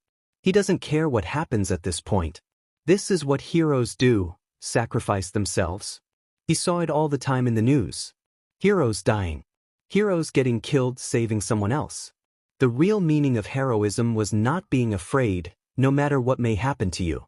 And Bakugo was determined to uphold the ideals of someone else who couldn't. "Hey!" Kurogyari turns, a cold annoyance bubbling in his gut. He already had so much to do, keeping young Mr. Tamura under control and making sure everything was going to plan. So far, the only thing that had really gone wrong was the Ingenium spawn getting away, but they could deal with that matter later. No, what was really irking him was this small child in front of him. His hands were clenched, his hair was wet, his fists were smoking, and he had the clear signs of a concussion. Yet, he still stood in front of Kurogyari, as if he actually had a fighting chance. It was almost sad, but also a little funny. "Young boy, why are you dash?" Kurogyari was cut off by a blazing fist swinging towards his face, slamming into him and sending him flying in the other direction. Maybe not as weak as he thought. "Katsuki Bakugo," he calmly says, pulling himself off the ground. The boy freezes, looking like a deer trapped in headlights. "Yes, I know who you are," he replies, adjusting his tie. He studies the boy in front of him. Malnourished face, looking as if he'd lost a lot of weight in a short amount of time. What had happened to him? Abuse, possibly? "You are quite the enigma to us," he says, dogging another explosive punch. "We've heard of your quiet demeanor at UA, and yet, it seems you've got quite a track record at other schools for loudmouth behavior." He twists abruptly and swings under the boy, causing him to tumble down and hit his nose. He stands back up, however, undeterred by the fact his nose is bleeding profusely and probably broken. Why the sudden change of heart? Shut up. The passionate answer was not at all what Kurogyari was expecting, and he quickly teleports out of the way of another fiery blast. You think I give a shit about your stupid but mind games? He whirls around and smashes a smoking fist into the rocky platform Kurogyari was standing on. It quickly tumbles down, breaking into a million pieces, and Kurogyari teleports out of the way again. You do, your strong reaction says so. Kurogyari may not be the best fighter, but his strength lies in manipulation, an ability Sensei had taught him to hone to the finest degree. He's watched policemen and trained heroes crumble before simple words. So a small boy, unskilled in combat or mental gymnastics, being so thoroughly unaffected is peculiar to say the least. This sort of reaction is usually due to guilt-induced trauma. I know that something must have happened. He swerves out of the way of another punch, but rest assured, I know how you're feeling. I expect your parents are awful to you, no? The boy PPS his head, confused. Kurogyari takes this as confirmation and carries on. They must be horrible to you. I know that heroism seems like the best choice, but trust me, you'll just end up killing yourself later. You've already hurt yourself so much against me. Then, to Kurogyari's surprise, he laughs. And laughs. And keeps on laughing. It's the kind of laugh that young MSTR would do when he's angry or someone's touched a nerve. The kind of laugh that's on the brink of unstoppable laughter, an insane tinge in it. But he doesn't sound crazy. He sounded broken. Do you think I give a shit about what happens to me? He says, unbroken fist curled. Newsflash, I don't. And neither does anybody else. A wicked glint in his eye, he stepped forward one.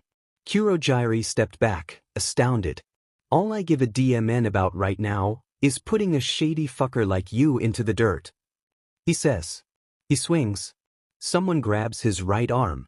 And the boy is people like you make me sick. Young Mr. Tamura says, a sneer on his face, watching the boy's arm crumble and bleed into dust. You're so stupid. Young and stupid. Angry and stupid. Stupid. Shut up. The boy yells again, face contorted in pain.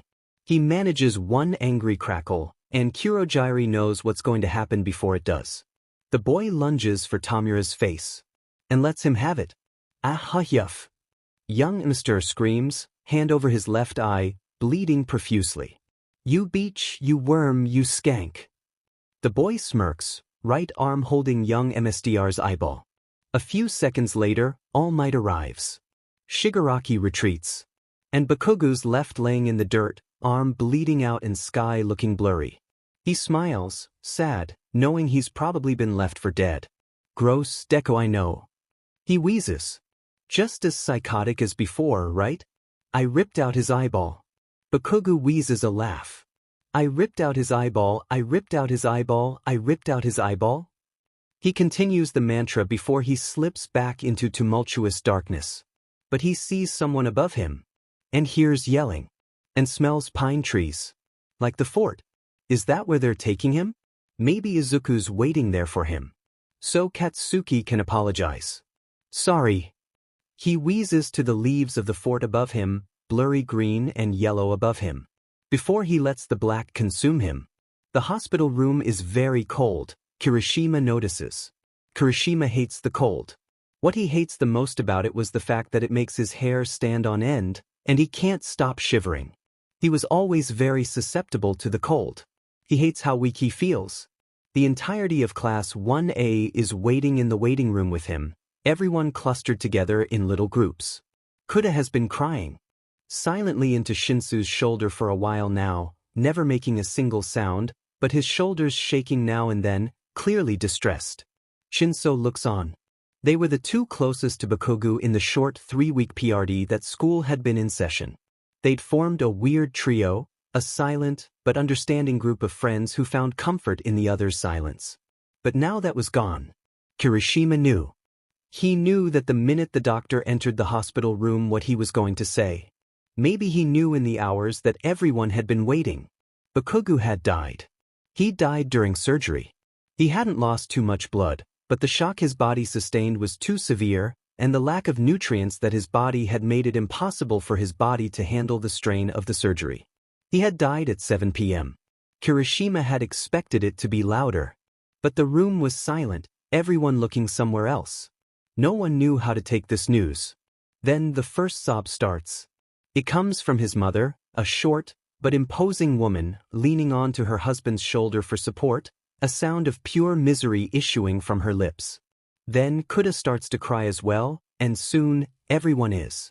They hardly knew Bakugo very well. Kirishima hardly knew him very well. But he can't help but let this sea of grief and misery overtake him, letting the full knowledge of a short life wasted fall onto his shoulders. Because Bakugo Katsuki was dead. And no amount of grieving would bring him back. This is going to be hell to pay. Aizawa says. The faculty nods. He had called an emergency teacher meeting to discuss security and possible legal repercussions for the USJ incident. A student had died, and UA was under a lot of strain from the press and everyone else. Hero Society was under question. How could the school have let down this boy and his family so badly? Hisashi crosses his arms, furrowing his brows. I'm surprised that the Bakugo household hasn't filed for a lawsuit already. He mumbles in a disparaged tone of voice. As a matter of fact, they have. Nedzu pulls out a file and plops it onto the table, front and center. And they have every right to. We should have done more as an institution. From what I heard from Kirishima Aidru, he seemed to have run in all on his own, against your instructions, Aizawa. Midnight corrects. Aizawa nods. It was my fault. All heads swivel to All Might, head bowing in shame. If I was a little faster, I may have been able to save his life. I could have been able to save him from Shigaraki Dash. A fist hits the table. Everyone looks at Aizawa, quirk activated, and fists clenched. We need to find those villains, effective immediately. Aizawa hisses, steel in his tone. Aizawa, we're doing all we can. Nedza sighs. But they seem to be 2 steps ahead of us every time when it comes to their security measures. They're incredibly good at disappearing. Then try harder. Aizawa growls, and Nedza looks taken aback. I haven't slept in 3 days, I just lost one of my best students, and everywhere I turn, the DMed press is there, on my tail, constantly badgering me and taking my silence as vindictive satisfaction for the death of my student. The faculty is silent. Aizawa gets a hold of himself, and stands. If you'll excuse me, I'm going to go back to doing something useful and track down these monsters. He stands and leaves. Hisashi whistles. The funeral is a quiet affair. It was just 1A, his parents, and a few of his close relatives. No one is entirely sure what to say, a lifetime of encouragement silenced in an instant. Speeches are given. Kuda can't hear any of them, too focused on the what-ifs and maybes. He could have been there. He could have tried harder. The regret pools hot and sticky in his gut. Shinso won't stop staring, the flowers smell too bad, and the room swims. It hurts. You okay? Shinso asks, which is a stupid question because no, of course he's not okay. No one here is. Shinso wraps an arm around his shoulder. Kuda hasn't realized he'd crying until Shinso passes him a tissue. You're going to be okay, he says. Kuda sniffs. What would Bakugo say if he were here right now? Kuda blinks. Stop being a wuss? He shankly replies. He'd say to remember that this doesn't last forever. Remember the time when we went to the mall and got stuck on the train? Kuda does. It was only last Saturday, but it feels like a lifetime ago. After the funeral, Kuda is the last to leave. He doesn't really want to get up.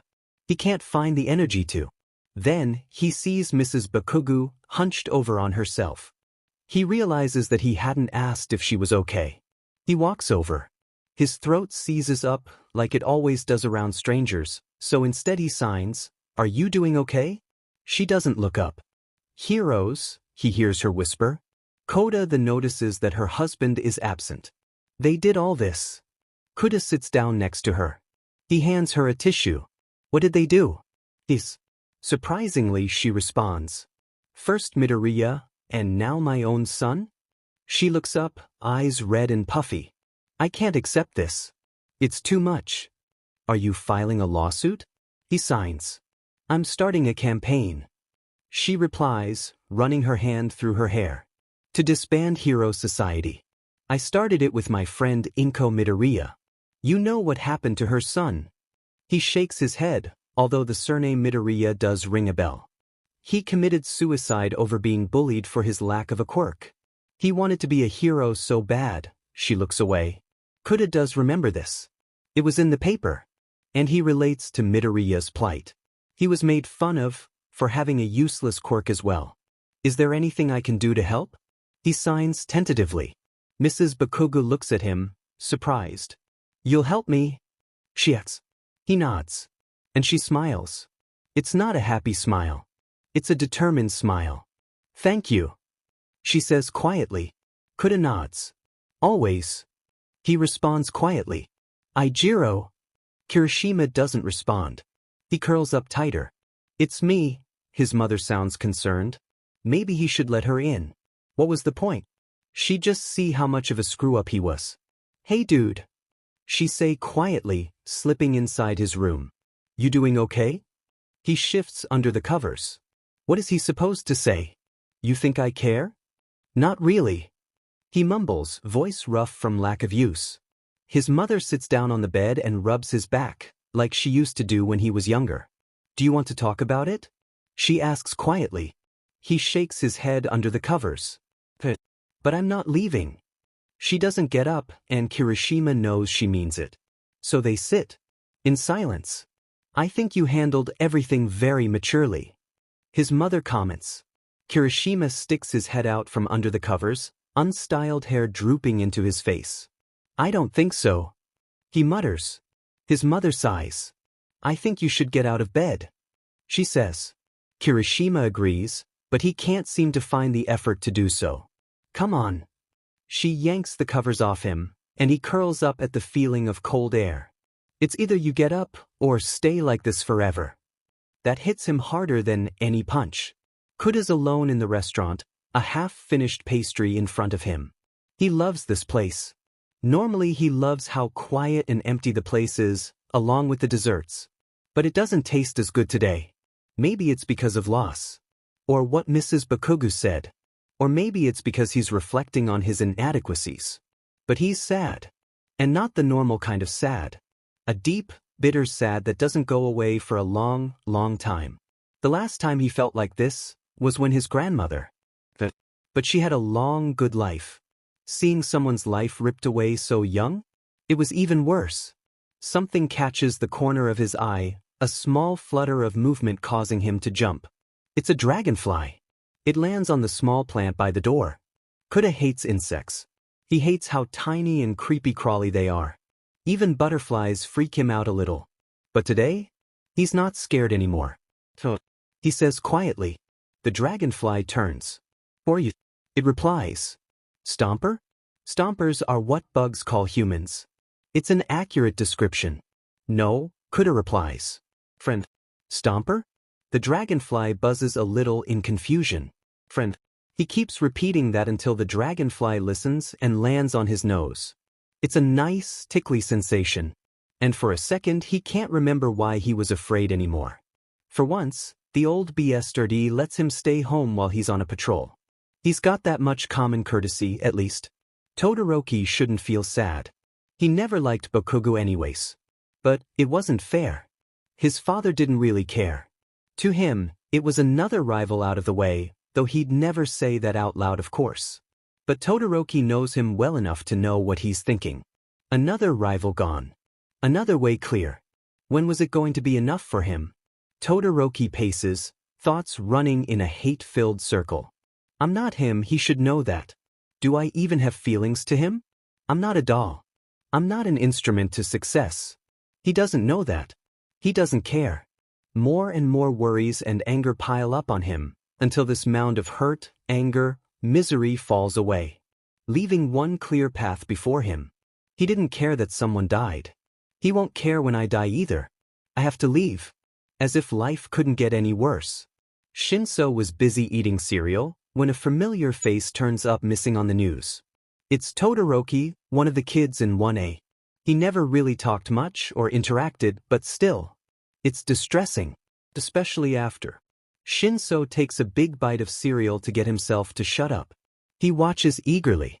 While we don't know what happened to young Todoroki, it's been theorized that the League of Villains took him as another blow to UA after the unfortunate death of Bakugo Katsuki. The scene suches to one of a furious Endeavor on a patrol, shooing away reporters. Endeavor is very upset and refuses to comment. No sheet. Shinso mutters. But he is working tirelessly to find and bring his son home. Todoroki, if you can . Shinso shuts the TV off, too angry to watch any further. Treating this as a triviality. No wonder Hero Society SEKS. Shinso stands and goes back to his room, missing the flash of white and red that blurs by his window, jumping over the rooftops. Escaping. In hindsight, maybe Todoroki should have brought some warmer clothes. The temperature has become very cold at night, which makes traveling at night a painful experience, despite it being prime running time. Unfortunately for him, his face is all over the news, police and heroes looking everywhere for him. The key detail is to hide in places they had already looked. They tend not to look in the same place twice. So that's why he's now huddled up on an abandoned fire escape of some decrepit building. A pitiful fire started up using some old newspapers and an empty carton of milk sputtering in front of him. The smoke makes his scar sting. He's just a child, NG. He's old enough, woman, now get out of the way. I won't let you do this again. What about 2 ? A loud slap. A harsh thud. The icy chill on the right side of his body is even more prominent than before. It's gone past the line of being moderately annoying to, oh God, please make it stop. He could probably make a huge fire with his quirk. But the panic and anger that he'll inevitably feel after using it isn't worth it, in Todoroki's eyes. It had been a long couple of days, but very short at the same time. To distract himself from the numbing cold, Todoroki reviews his escape options. The buses are out of the question. Since he's very recognizable, any hack with an access to cable will spot him on sight. And he can't go into a store and buy himself a disguise either, because people there will recognize him too. The rooftops by night seem like his best bet. If there's one good thing he's learned at UA, it's how to be fast. Aizawa taught him how to do some real handy evasive maneuvers. However, the bitter cold is definitely a problem. He'd been traveling for about 10 minutes when the cold finally caught up to him, and he had to stop. Your quirk is ice. Why do you get affected by the cold so easily? The pause. I dunno, Fuyumi, I guess that's just the way it is. Maybe it makes you more sensitive to the temperature? I mean, last summer you hardly went outside because it was too hot. Laughter. Okay, you two, let's get inside. Motherly hands, grabbing arms. Back inside the house, where it's warm. The weak fire flickers and dies. Todoroki sighs. He'll have to start another one. The first one took him a long time to get to work. And he dropped his lighter somewhere, where . Hey there. A low, gravelly voice. A man with dark, blackish-green hair drags himself out of the shadows, movements slow and sluggish. He's clearly on something. I knew you. He drawls, shakily pointing at Todoroki. Weren't you on the news? Todoroki blanches. I don't think so. He replies, pulling himself out of his crisscross position to run if necessary. So you say. The man stumbles closer, expression malevolent. I think you've got an award on your head? Reward, idiot. Hope it didn't specify alive. The man takes a deep breath and exhales, a hot blast of heat torrenting towards Todoroki at colossal speed. Todoroki can only freeze like a deer in headlights as the blunt force of the memories shoot up to dance in front of his eyes. Get up. This is nothing compared to what you'll have to deal with each day of your life as a hero. Pathetic. Too hot. Searing hands on his arms and face. Cold voice keeping him awake at night. Kettle. Screewa. And the harsh trill of an overflowing tea kettle is replaced with the sound of a man screaming as something sharp is jabbed into his back. Another man has crept up behind him, dressed in a strange outfit, sort of resembling a ninja. He wears a mask over his eyes, with the ends flowing out behind him. His hair is dark and wild, and he has an unsheathed katana strapped to his back. The strung-out man doesn't even get any time to react. The ninja man, with one swift twirl of his arms, slices the man in half, torso still flailing with what little consciousness the man has left. Todoroki closes his eyes, but can still hear the wet slap of meat and bone hitting the concrete. He holds his breath for a few more seconds, praying that his death will be mercifully painless. But no sharp, jabbing pain comes. Todoroki opens one eye. The ninja man is looking over at the man's body, decrepit and mutilated as it may be. Human filth. He grunts. He gives the man's legs a firm kick. They tumble down and join the torso on the floor. Todoroki blinks, drawing himself into a defensive stance. Ooh! Ardesh, his mind clicks. This is the hero killer. The hero killer Stain. Kirishima meets up with Momo at the cat cafe at 6. The cafe is called Whiskers and Whiskey, not that they were old enough to drink. But while it was expensive, Momo had enough money to pay for it. How have you been? She asks. He shrugs. Okay. She picks up one of the cats sitting on one of the beanbag chairs and places him on her lap. His name tag reads, Christopher Creampuff. Why'd you call me here? This. Momo doesn't reply. You seem affected the worst by all of this. She responds quickly, face downturned, so he can't read her expression. Mina said when she came to see you, you wouldn't come out of your room. This was one of the few times he'd left the house in the past few days. The people and noise was and still is slightly overwhelming. I wanted to make sure you were doing okay. Momo scratches her head, looking sheepish, and takes a long sip of her iced tea. Kirishima sighs. Thanks. He mumbles, picking up a tabby and putting her on his lap. She gets up a few minutes later and gives him a look as if to say, Really, dude? I guess, at the USJ? I was talking to him, and before he went off to go face the shadow guy, I told him he could die. And he said he didn't care. Momo blinks, looking shocked. And I knew right then that something wasn't okay. Like, something was wrong with him. Something had happened with him. But by then it was too late. Oh, Momo says softly. Kirishima clenches his fists, biting back tears. Oh, Kirishima, I'm so sorry. Christopher Creampuff gets up on the table, saunters forward, and seats himself on Kirishima's lap. Momo gets up as well and gives him a hug. I wish there was something I could have done. He mutters. Momo nods. A cat cafe is probably not an appropriate place to have a good cry. Those kinds of things had never stopped Kirishima before. Todoroki's glad that no one's usually at the bus stop. Less chance of being caught. Come to think of it, no one really uses the buses at all. Everyone usually rides the train to and from where they need to go. The only people who really use the buses are tourists. So now it's just him and a poor-looking man on a bus. Todoroki seats himself as far away from him as possible, his encounter with the fire-breathing man who almost killed him still fresh in his mind. Not to mention the other man who had showed up. You're the hero killer. Todoroki mumbles. The myth Stain turns to face him. And you're the spawn of Endeavor on the news. He replies in a gruff tone of voice. Isn't your daddy missing you at home right now? His blood boils. That man, he is not my father. Todoroki growls. Stain gives him an inquisitive look. You throwing a teenage tantrum? Todoroki blinks. Want to be independent from him because of a stupid reason like disagreeing with him? That's why you left. Stain says, sheathing his katana. It's not Dash. Go home, kid. Stain says, turning away to face him. Whether or not you like your dad is irrelevant. He may be foul, but you're less likely to freeze to death in there than out here. He jumps to another fire escape and swings to the top of a roof. Go home. He says again. This isn't a place for children. What did he know? Stain was just a pompous man with broken ideals who knew how to wield a sword. Why should the opinion of a serial killer bother him? He doesn't even know you. The bus lurches to a stop. It's in Mephasto. Mephasto Prefecture, Mephasto Prefecture. The bus driver drones. Todoroki blinks.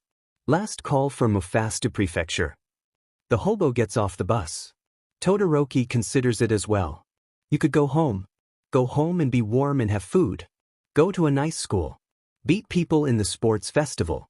Be a hero. But that's not your life, is it? The thought enters his mind as quickly as it leaves. Todoroki blinks. That's his life. Not yours. Almost like someone was whispering in his ear. What do you want to do?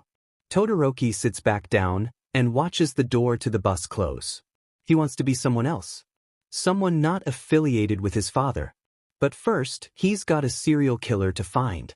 For someone who couldn't keep his locker organized if he wanted to, Bakugu's house is pretty neat, Kuda notices.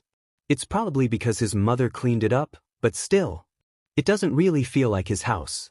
Mrs. Bakugu, I told you to just call me Mitsuki, had invited him over for tea, just to get to know him better. Like Bakugu, she's got a strange aura around her, but one that makes him feel at ease. It's familiar. Like the embrace of someone he lost a long time ago. They discuss the campaign and how it started to gain some traction.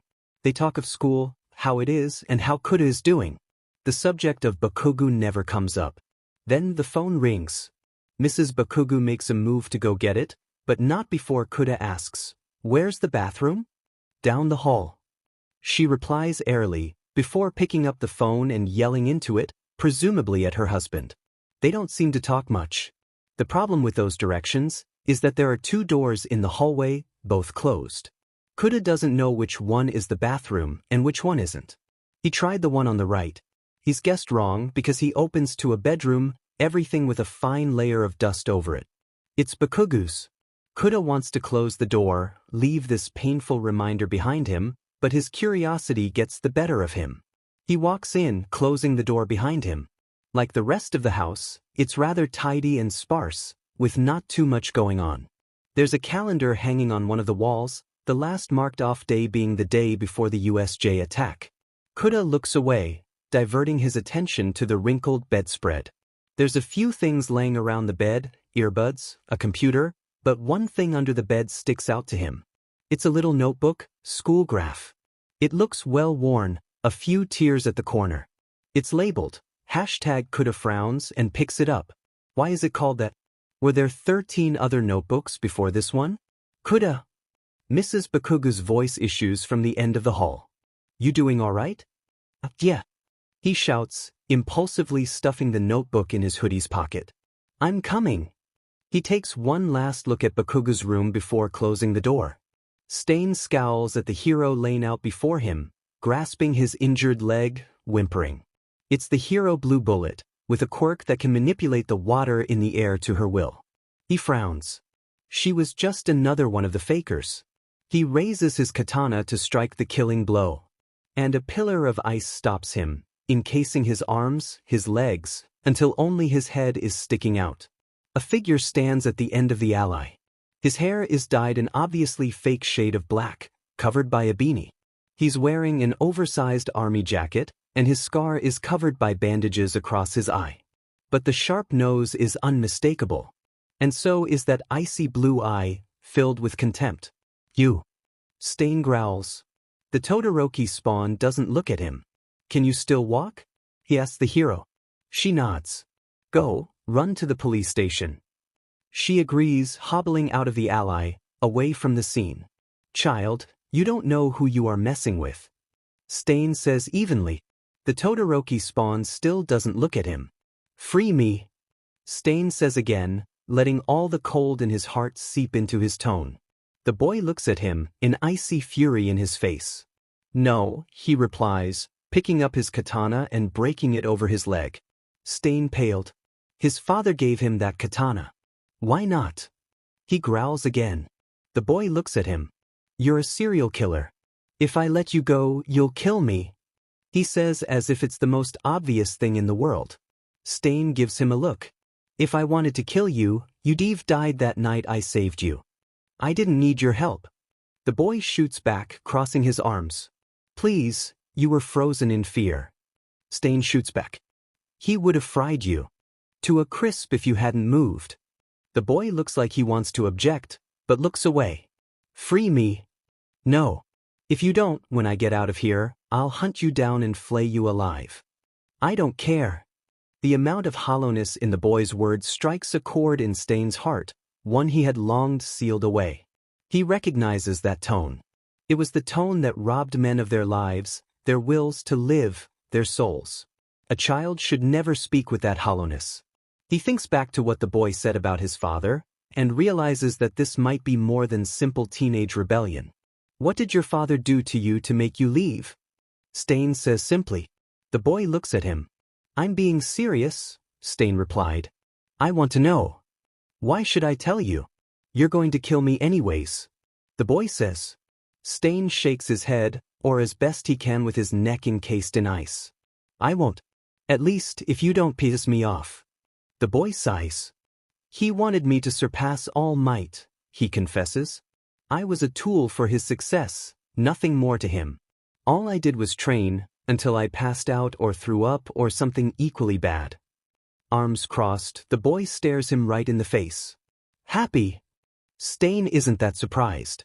There had been rumors of how his son got the scar he had, involving some not-so-great parenting on Endeavor's part. He's a monster. Stain says finally. Agreed. Todoroki mumbles. But that's no reason to kill him, or any other hero. Why not? Stain retorts. Don't you want your vengeance? I learned a long time ago that vengeance just leads to more suffering, the boy says coldly. And I think I've suffered enough. Stain smirks. Well spoken. He replies. The boy waves his hand, and the ice around Stain melts in a pile of steam. Stain stares at the boy, back now turned to him. There, he says, tone neutral. Now you don't have an excuse to flay me alive or whatever you said you were going to do. Before Stain can say anything else, the boy runs out of the alley, as fast as his feet can go. Stain stares at the spot where he once was for a long time. He shakes his head. He's probably going to get himself killed in the streets. He thought to himself. He turns to jump back onto the roof, when a thought, like a small whisper, enters his mind. So make sure he doesn't. Stain stops. Thinks about it. It'd be a waste of time. He growls to himself, rolls his eyes at his own foolishness, and goes in the direction of where the boy went. Going back to school felt weird. The school looks exactly the same to Shinso, but at the same time, it doesn't. Smaller. Darker. Like the glimmer from the glass had vanished. Shinso doesn't really want to go back to class. It doesn't feel right. And he's not alone in this.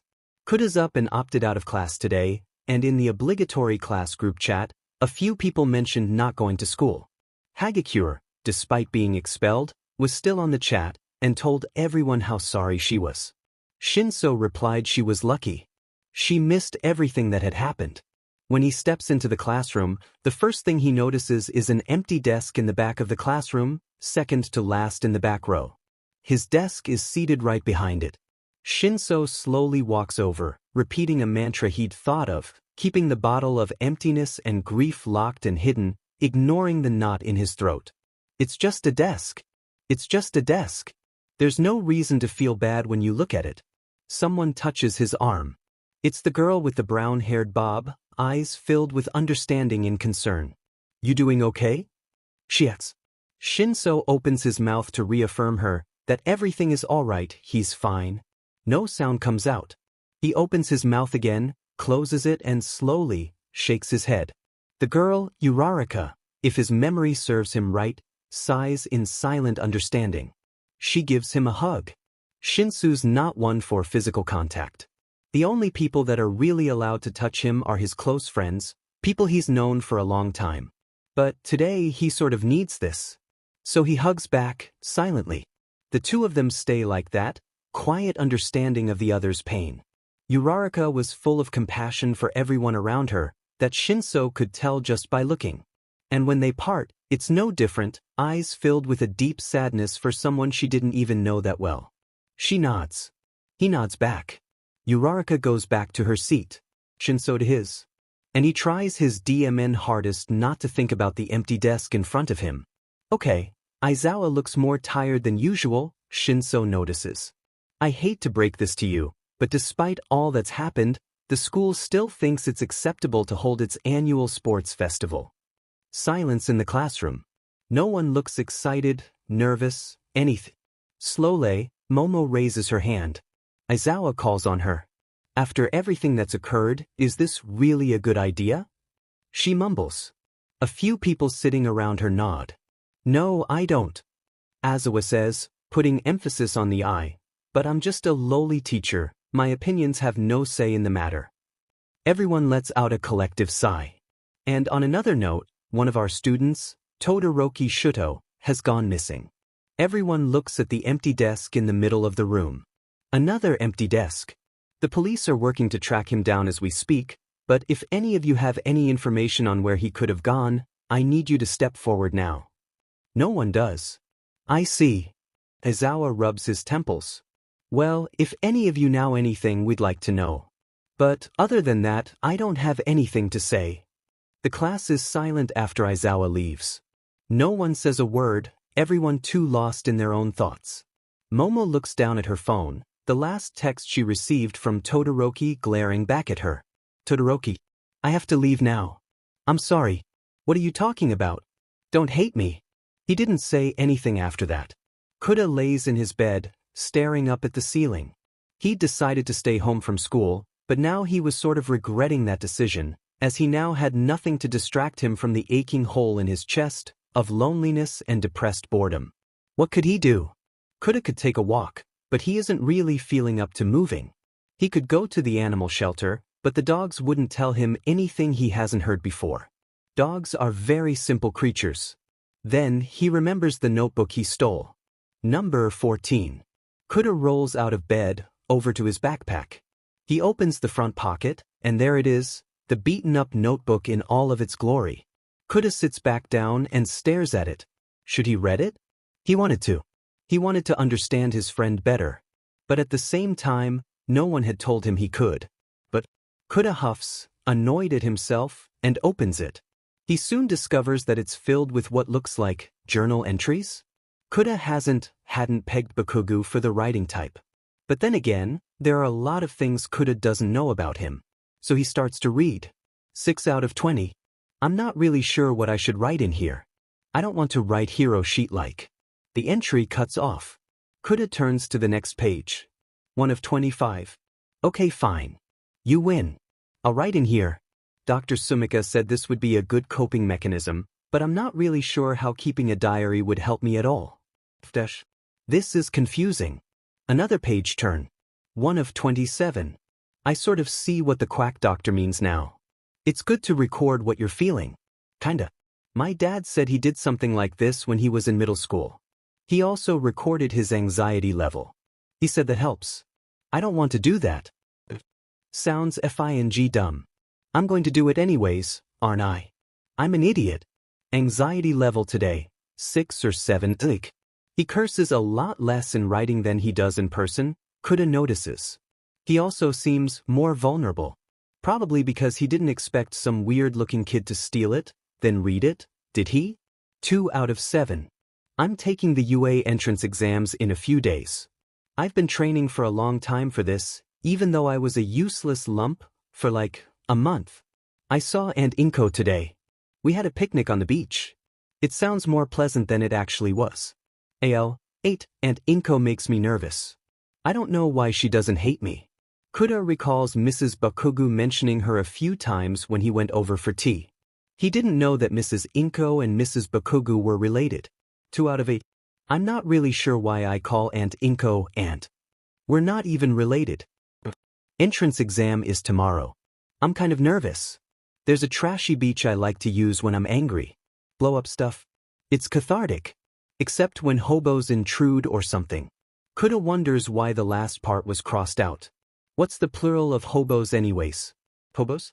Hobi? I dunno. I need to sleep, I haven't slept in like 2 days or something. AL, I have no idea, my emotions are all over today. Probably from lack of sleep. That sounded pretty miserable. And Kuda's friends with Shinso. 2 out of 10. Why'd he do it anyways? And what he said before he was taken away, about me being happy. No, of course I'm not fing happy. I'm the opposite of happy. Was he just trying to spite me, royally F me over? He hated me, I wouldn't be surprised. I really wouldn't.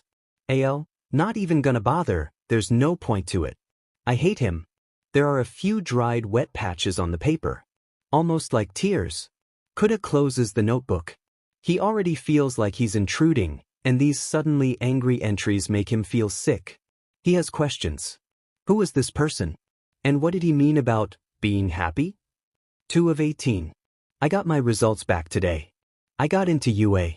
I feel like I should be happier than I am. I just feel numb. Met a weirdo on the beach. He had stupid-looking hair, like he stuck a fork in a toaster or something. Fucker. I wonder what UA's like. Hopefully it's as nice as D as it seems to be. Okay, I'm done with you tonight, journal. Go eat some metaphor cheese or something. Less than it's been in a while. If Todoroki has to eat one more bag of chips, he's going to lose it. Chips and bad ramen are really the only thing he can afford if he wants to. Save money. B. Not have to sit down for a meal, since there's a big chance someone will recognize him. C. Avoid using his credit card, because his father could probably track it from the location. But his spare change is running out, and he certainly doesn't want to resort to pickpocketing. Todoroki may not be a hero anymore, but he'll keep his ideals, thank you very much. The air has warmed up a little the past few days, making night travel more bearable. He can actually make some good distance instead of running for like 10 minutes, then backing out because he doesn't want to die of frostbite, pneumonia, or some other cold-related illness.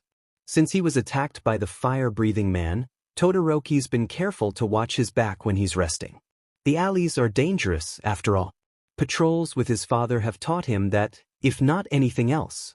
But it's his unlucky night as fate would have it. He's sitting in an alley, perched on top of another fire escape, his black hair and clothing letting him blend into the shadows when he hears the sound of wheezy giggling. Every hair on the back of his neck stands up, and he whirls around just in time for a small girl to appear behind him. Her appearance is pretty disheveled, a dirty school uniform hanging loosely on her tiny frame.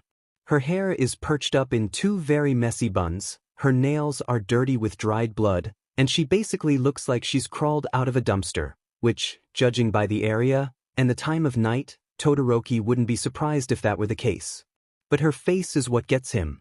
Her eyes are a bright shade of gold, a little too bright. In fact, that's the look of someone who's not exactly right in the head. Her mouth is curved upwards in a crooked grin, showing off sharp canine teeth. The first thing Todoroki thinks is vampire. The second thing he thinks is run away from the crazy girl with a pocket knife not so cleverly concealed in her skirt pocket. "Show!" she exclaims, pulling herself off her knees to crawl towards him.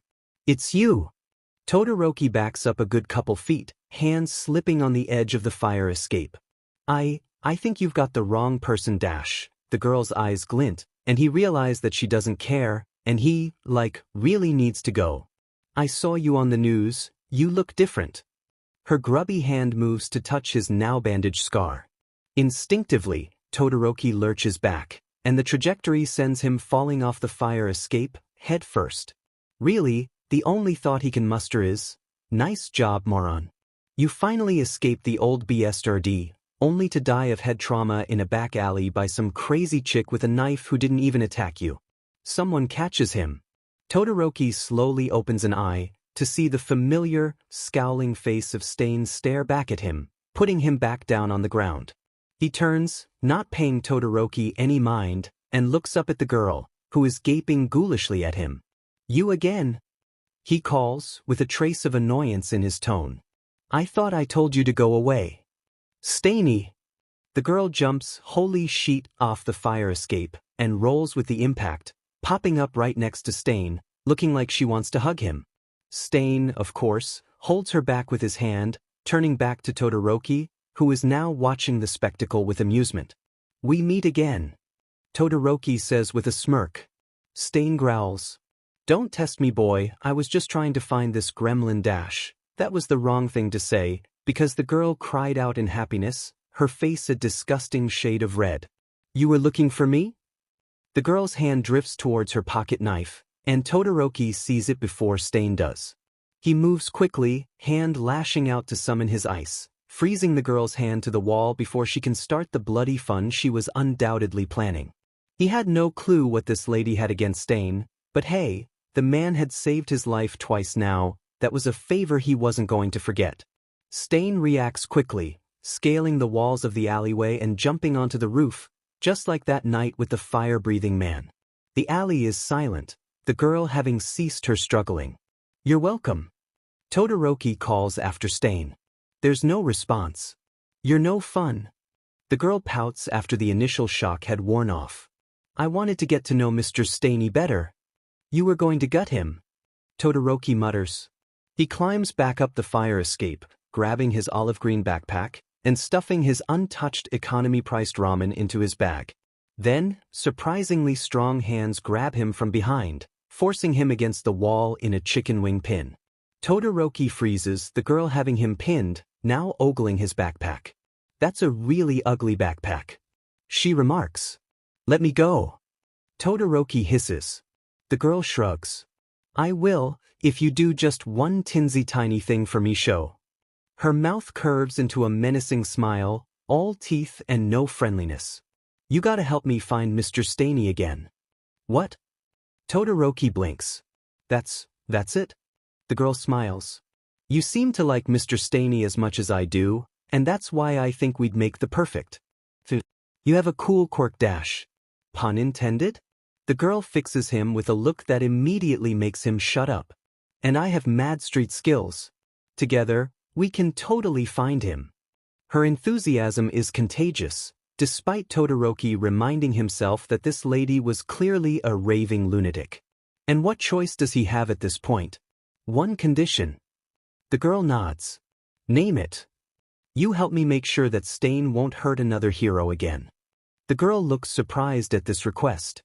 Then she laughs, releasing him from her clutches. "Your dad is real mean. I'm surprised you still want to help heroes," the girl says. Todoroki ignores the fact that she knows about his dad. It seems to be a common theme for street thugs to cheat on Endeavor 24/7. "Not all heroes SCK," Todoroki says, brushing his jeans off. "Besides, needless slaughter isn't really my thing." The girl actually barks a laugh at that and helps him with his bag. Crazy or not, she might be a good ally to have in the streets. He'd just have to be careful not to let his guard down in front of her. "I'm Toga, but you can call me Toga." Toga sticks out a dirty hand, smelling suspiciously like blood. To hell with it." They shake on it. 2 of 24. "I haven't really written in here in a while, have I? I can't even keep this consistent. School started, which has been okay. Sort of. Everyone's so energetic. Expect the spiky-haired guy. His name is Shinso. He's cool, I suppose, though I think he keeps me around just because I'm a loser. Can't really blame him. Been feeling shitty. Mrs. Sumika said that it's good that I'm doing this, work out how I'm feeling. Not really sure how writing in here helps, but whatever. I wish I was faster. I might have been able to catch him if I was quicker to run to the front of the school. Not that he'd care. He hates me anyways." 7. The more Kuda reads, the less he understands. Obviously, Bakugo thought no one else was going to read it, so he talked as if the reader already knew what was going on. Which makes sense but is also very frustrating. From what Kuda has gathered, someone that Bakugo knew committed suicide, and for some reason Bakugo felt bad about it. Survivor's guilt? Bakugo didn't seem like the type to be sad over someone who hated him. Then again, he didn't seem like the type to struggle with depression either. And yet, here he was, his writing screaming symptoms. Kuda wishes Bakugo had told him. He might have been able to help. After all, he knows what it feels like. Shinsu's glad Kuda's back. It makes him feel less alone. And on top of that, he can finally hang around someone who doesn't treat him like he's a fragile piece of glass that'll shatter at any moment. But something's on Kuda's mind. Shinso can tell, Kuda's expression far away, as if thinking about something. "You good?" Shinso asks during training for the sports festival. Kuda jumps, the bird he was talking to squawking in indignation from being flung off Kuda's arm, and flies off. "I'm okay," he signs hastily, Shinso needing a moment to translate the quick hand gestures. "I'm fine. I'm great. How are you?" "This again?" Shinso sighs, taking a break from his punching bag to sit down on the mat, Kuda handing him a water bottle. If I had a nickel for every person who's asked me that these past few days, I'd be a billionaire.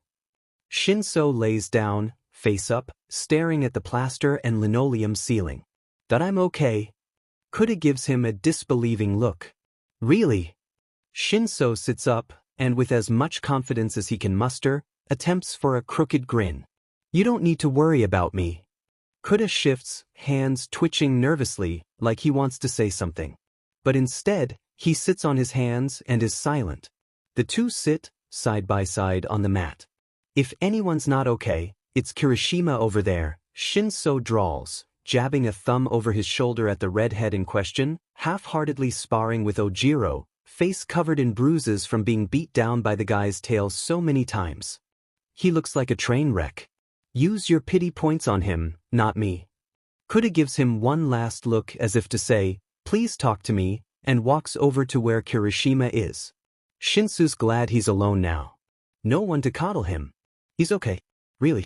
Kirishima really doesn't feel like sparring right now. But there he was, Ojiro beating the living shit out of him, and he was too exhausted to put up a real fight. He can feel his face swelling, Jiro's 50-pound tail having no trouble at all breaking through his hardening, and he just wants to sit down. Eventually, Ojiro stops. That was really weak. Ojiro says, tossing him an ice pack. I know. Kirishima mumbles, popping it open and taking a swig. I just can't concentrate. Ojiro studies him quizzically for a few seconds, Kirishima pretending not to notice as he drains the water. You good? Kirishima finishes his water and sighs. No, he admits. I'm upset. Ojiro sighs. If you want to talk about it, I've heard this all before. Kirishima says, annoyance bubbling in his gut. Ojiro stands there blankly. I was going to say don't talk to me. I'm garbage with this kind of stuff. Oh. Despite how harsh that was, the honesty is refreshing. Thanks? Ojiro shrugs and goes back to the punching bag. Behind him, Kirishima can see Kuda staring at him. Kirishima pretends not to notice, thinking instead of tomorrow. The sport festival's tomorrow.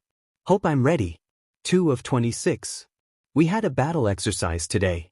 I went up against this quiet animal dude. His name was Kuda, and he seemed nice. I don't know if he's actually mute or just shy. Not like I'm going to ask. I also stopped by the old fort. I wanted to take everything home, but it's also be a painful reminder. I don't need that sheet in my life. The waiting room in the stadium is quiet. Everyone is either silent or mumbling half-heartedly to each other. The silence is killing him, Kirishima decides. He'd rather everyone be angry than so subdued. So he stands up. Look, he starts, voice catching in his throat. Everyone turns to look at him, some confused, some impartial. He takes a deep breath. I know that it's been a hard couple of weeks.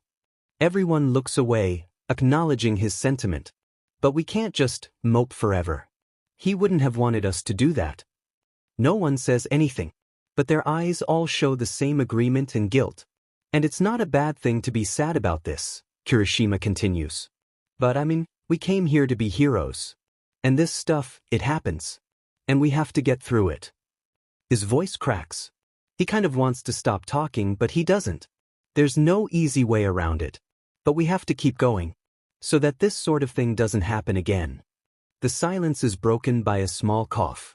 What about Todoroki? A small boy, Mineta, pipes up. He just left. I know, Kirishima replies. He did run off.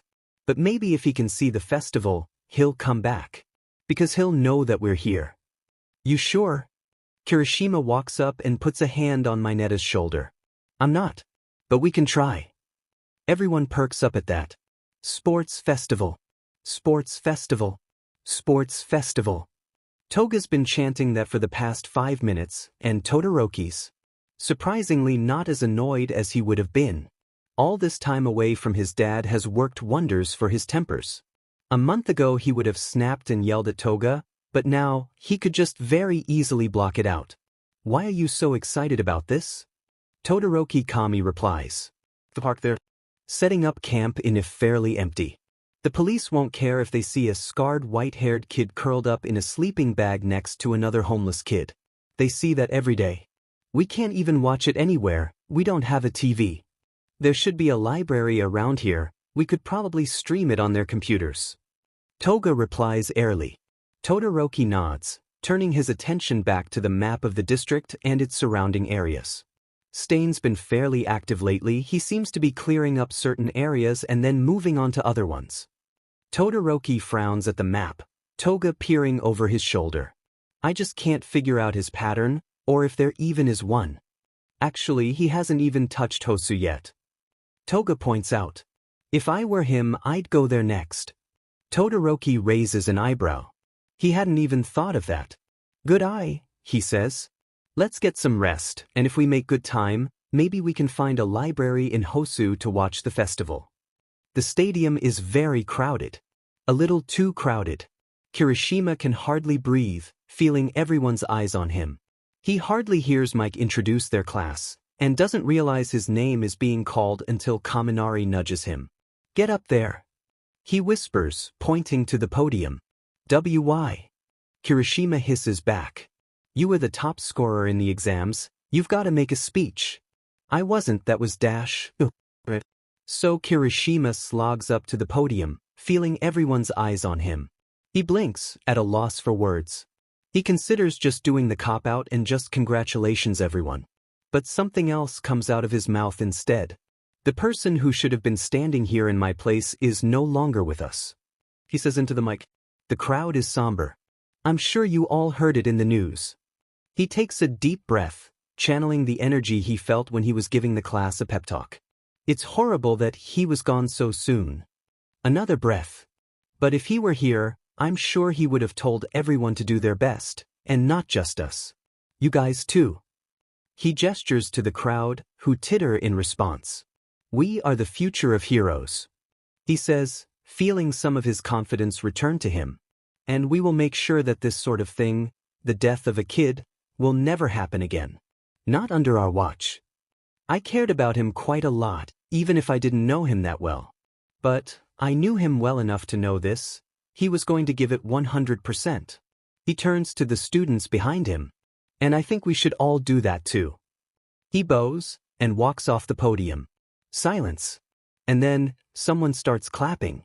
And another. And another. Until the whole stadium was cheering and chanting. It takes him a minute to realize they were all chanting his name, students, teachers, and spectators. He couldn't believe it. He turns to one, jubilant. Only one person wasn't clapping. How could Kuda clap, knowing what Bakugo had done? He had finished the notebook last night, right before shoving it angrily at the bottom of his sock drawer and vowing never to think about Bakugo ever again. He wasn't a hero. He was bully. A murderer. He had never even told anyone what he did to that poor kid Dash. Kuda angrily wipes tears away from his eyes, ignoring his classmates' concerned glances. They probably thought he was moved. But Bakugo would never have told the crowd that, because Bakugo was secretly a self-centered JRK. Kuda clenched his fists, and silently vowed to never give Bakugo the time of day again. Instead he turned into Midnight, who was busy announcing the first event. A race. No maiming, killing, or going off-road. Other than that, you're free to do whatever your heart's longing. She waves her WHP in the air for emphasis, and Kuda flinches. Line up at the start. Everyone did. Kuda scanned the determined faces of his classmates around him, all poised and ready to run. Ready? Kuda braced himself too, and then promised to himself that he'd win. For Midoriya, the kid who never had the chance to do this. Let the sports festival commence. Kirishima's skin aches. It's a side effect of his quirk, but as he's running through the torrent of robots that Mike had sized on them, he can't help but feel a little annoyed. Seriously, how many of these DMN things are there? And mix up the obstacles? It didn't really help that there was someone with virtually the exact same quirk as him right on his heels. Kirishima has no idea how to get him to stop tailing him. Thankfully, he doesn't have to, as his doppelganger is suddenly blown away in a cloud of pink smoke. Kirishima stops for a second to see a field full of what looked to be mines. He breathes. He's about to start maneuvering through them when suddenly, someone blurs past him. And it's the last person he was expecting. Kuda never really understood seeing red before. The idea that your vision would cloud up when you're angry, and you'd be overtaken by all-consuming rage. He'd always thought that everyone should be able to keep their emotions in check, making the phrase invalid. But now he gets it. There is nothing but adrenaline and pure fury boiling in his veins as he runs like hell through the minefield. He can't stop, because if he does, he'll lose. And he can't let that happen. A mine goes off right under him, and he's blown backwards. Kuda grunts in pain, and stands up to run, ignoring his ribcage, screaming in pain. He steps on another one and his leg flies backwards, but he gets up, keeps going. Kuda dash, Shinso, who's hypnotized some of the 1B kids to carry him, bolts past. You're going to kill yourself. People are starting to pass him. He feels his eyes well up in frustration, and he drags himself forward, legs trembling. People pass him, not even stopping to look. And he then manages to hobble through the gate, dead last in the 42 that would be let through. He collapses on his knees, exhausted, looking up at the leaderboard. Kirishima's smiling face stares back at him, in first place. Kuda cries. The first place winner will have the 1,000,000-point headband. Everyone turns towards Kirishima. Oh shit. His headband would be the one everyone would go after. No one would want to team up with him with that glaring red target on his back. Or so he thinks. Hey, Kirishima. Shinso taps his shoulder. Kirishima turns to looks at him, his eyes reaching Shinsu's noise. You nervous? Is. Are you? Kirishima fires back. Shinso glares at him. You know, you could just ask people to team up with you instead of brainwashing. I think you'd get more friends that way. Shinso looks guilty, rubbing the back of his head, and Kirishima laughs good-naturedly. Chill out, man, it was a joke. He replies. And we can team up if you want. Shinso brightens. Seriously? He says. No one's ever asked me to team up before. This feels kind of weird. Yeah, get used to it. Kirishima laughs. It's called being loved and appreciated. Kuda watches as his best friend teams up with Kirishima, along with an eccentric girl from the hero course, and he sighs. It's not that he dislikes Kirishima, the opposite, actually. But they were both fighting on behalf of two people who were bitter enemies. Not that Kirishima knew. Not that Kuda would tell him. Because as much as he wanted to scream the dirty truth to the world, he couldn't. His selective muteness was already hard enough. But then his hands would freeze up too and start shaking, his consciences wouldn't let him. You were friends with Bakugo. Why does this have to change? No, why, brain? Kuda mutters, just as Tokoyami approaches him, asking to join. Tsuyu does soon after, and then Shuji. So there's his team. Shuji in the front, Tsuyu on his shoulders, and Kuda and Tokoyami in the back. This should be interesting. Let the match begin. Who's the redhead? That's Kirishima. How about, that guy with the blonde hair? He wasn't in my class. I think his name is Momoma or something. Toga is busy bombarding Todoroki with questions as they sit in a cafe, watching the TV playing the sports festival in He Corner. They're not alone in this. Many of the cafe attendees' eyes were glued to the screen as well, watching the cavalry battle unfold. He sees Kirishima dodge a low blow from Tokoyami and sighs. That boy was always a beacon of optimism. Ooh, look at that. Toga would make a good YouTube commentator. She never shut up. It was close. It was so close. But in the end, Ida of all people snatched Kirishima's headband, in a lightning-fast attack that no one saw coming. But Tsu had managed to grab a 700-point band, and they had come in last, but enough to move them up. Kuda's team was in third, Tetsu's team in second, and Ida's team in first. They were going to the tournament. 2 of 27. Tired. Yue's been running me ragged. I stopped by the fort again today. I took a baseball hat that I left there back in grade school. Surprisingly, it still fits. Kuda and Shinso have been nice to me, which is pretty cool, but also kinda weird. I guess I've never really had real friends before. Except what would you forget it? This is stupid. AL, 5 it's been better lately. Kuda's plan to defeat Shiozaki works out perfectly, to everyone, but especially his surprise.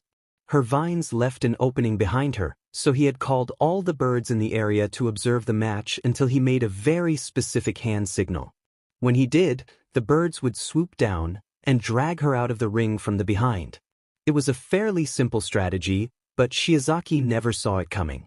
That was smart, she says as he helps her to her feet outside the ring after the match. You've got a keen eye. I've been trying to figure out how to cover myself on the back for a while, but I thought no one had noticed that yet. Good luck in the rest of the matches. Kuda thanks her with a simple hand gesture and sends her on her way. As he walks back through the tunnel, his mind drifts to a conversation he had with Bakugo a while ago. He looks angry. Was dragging him through the vent too much? Kuda just wanted to win the exercise. A hand falls on his shoulder, and Kuda flinches, 1,000 thoughts running through his head. You fought well, Bakugo says quietly. He doesn't look mad, just blank. The expression of someone who stopped caring a long time ago. Kuda signs a quick thank you, tearing his eyes away from Bakugo's intense stare. Bakugo wasn't mad. So why was he staring? Kuda rounds a corner and slams face first into someone. Oh god, sorry dude. Kirishima helps Kuda up, Kuda too woozy to protest. You good? Kuda doesn't say anything. Kuda. A hand brushes something wet off his cheek. He's crying. Okay? Kirishima slides down the wall to sit next to Kuda, whose head is between his legs. Was it something I said? Nothing. Kuda manages to warble out, nails cutting into his palms from how hard his fists are clenched. Nothing. Go away. Kirishima blinks. Sorry? Kuda doesn't say anything, furiously not looking at Kirishima. He's not exactly sure when he started directing all his fury at Bakugo towards Kirishima, but it's happened now. And he knows, in the back of his head, that he shouldn't. But like Bakugo, he stopped caring a long time ago. You want me to go get someone?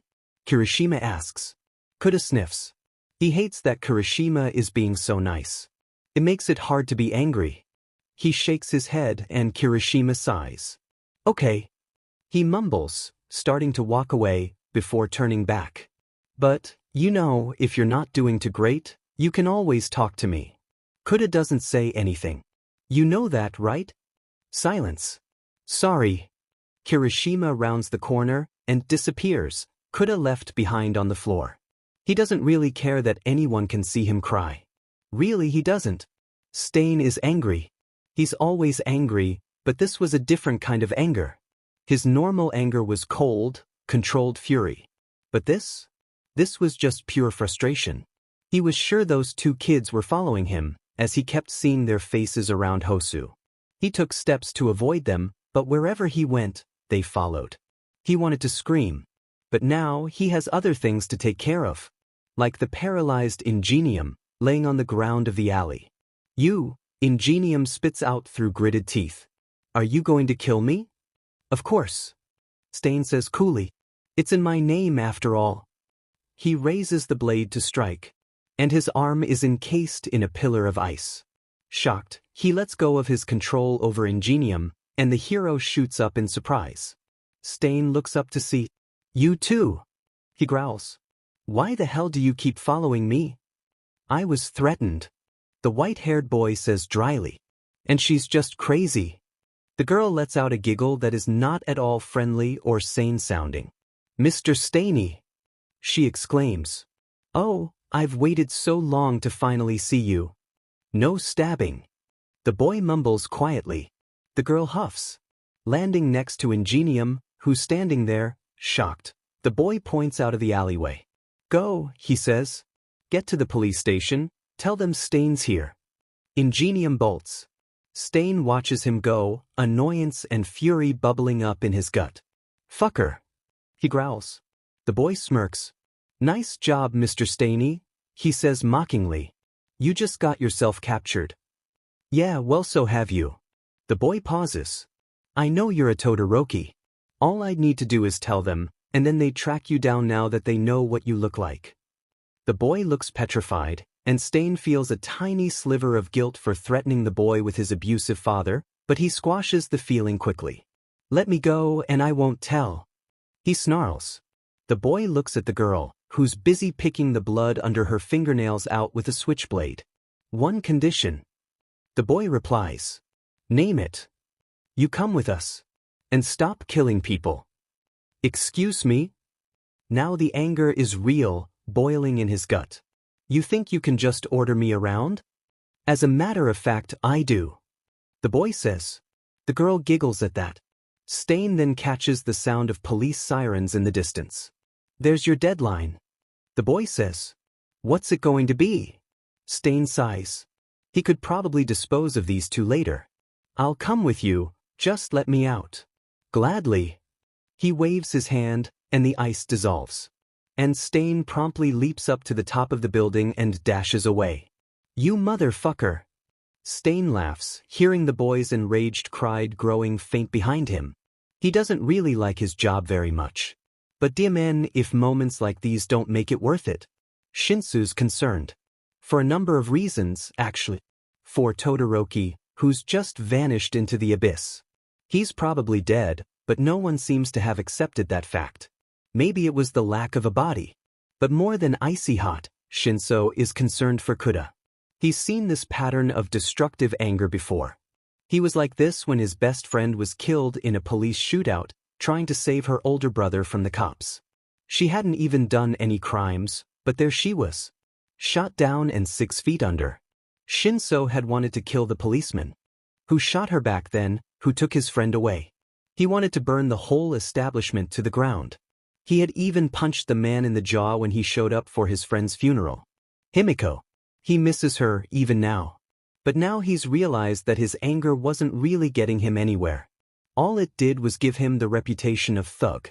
But Kuda doesn't seem to have realized that yet.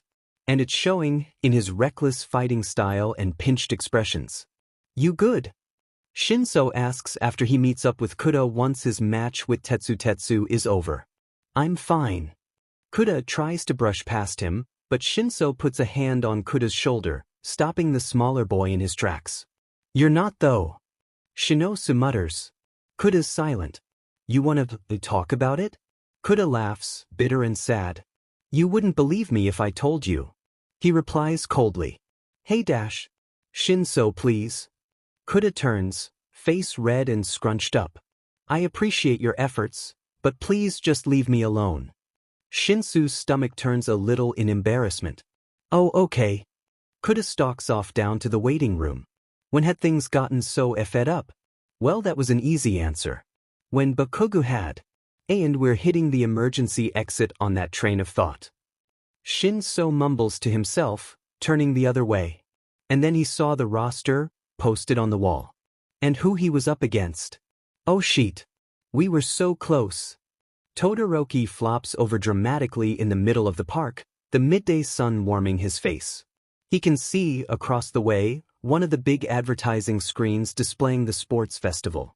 Toga didn't seem to be paying attention to his lament, too focused on the events playing out before her. Sho-chan, look. She shakes his shoulder, pointing to the screen. The birdie nearly took Red's head off.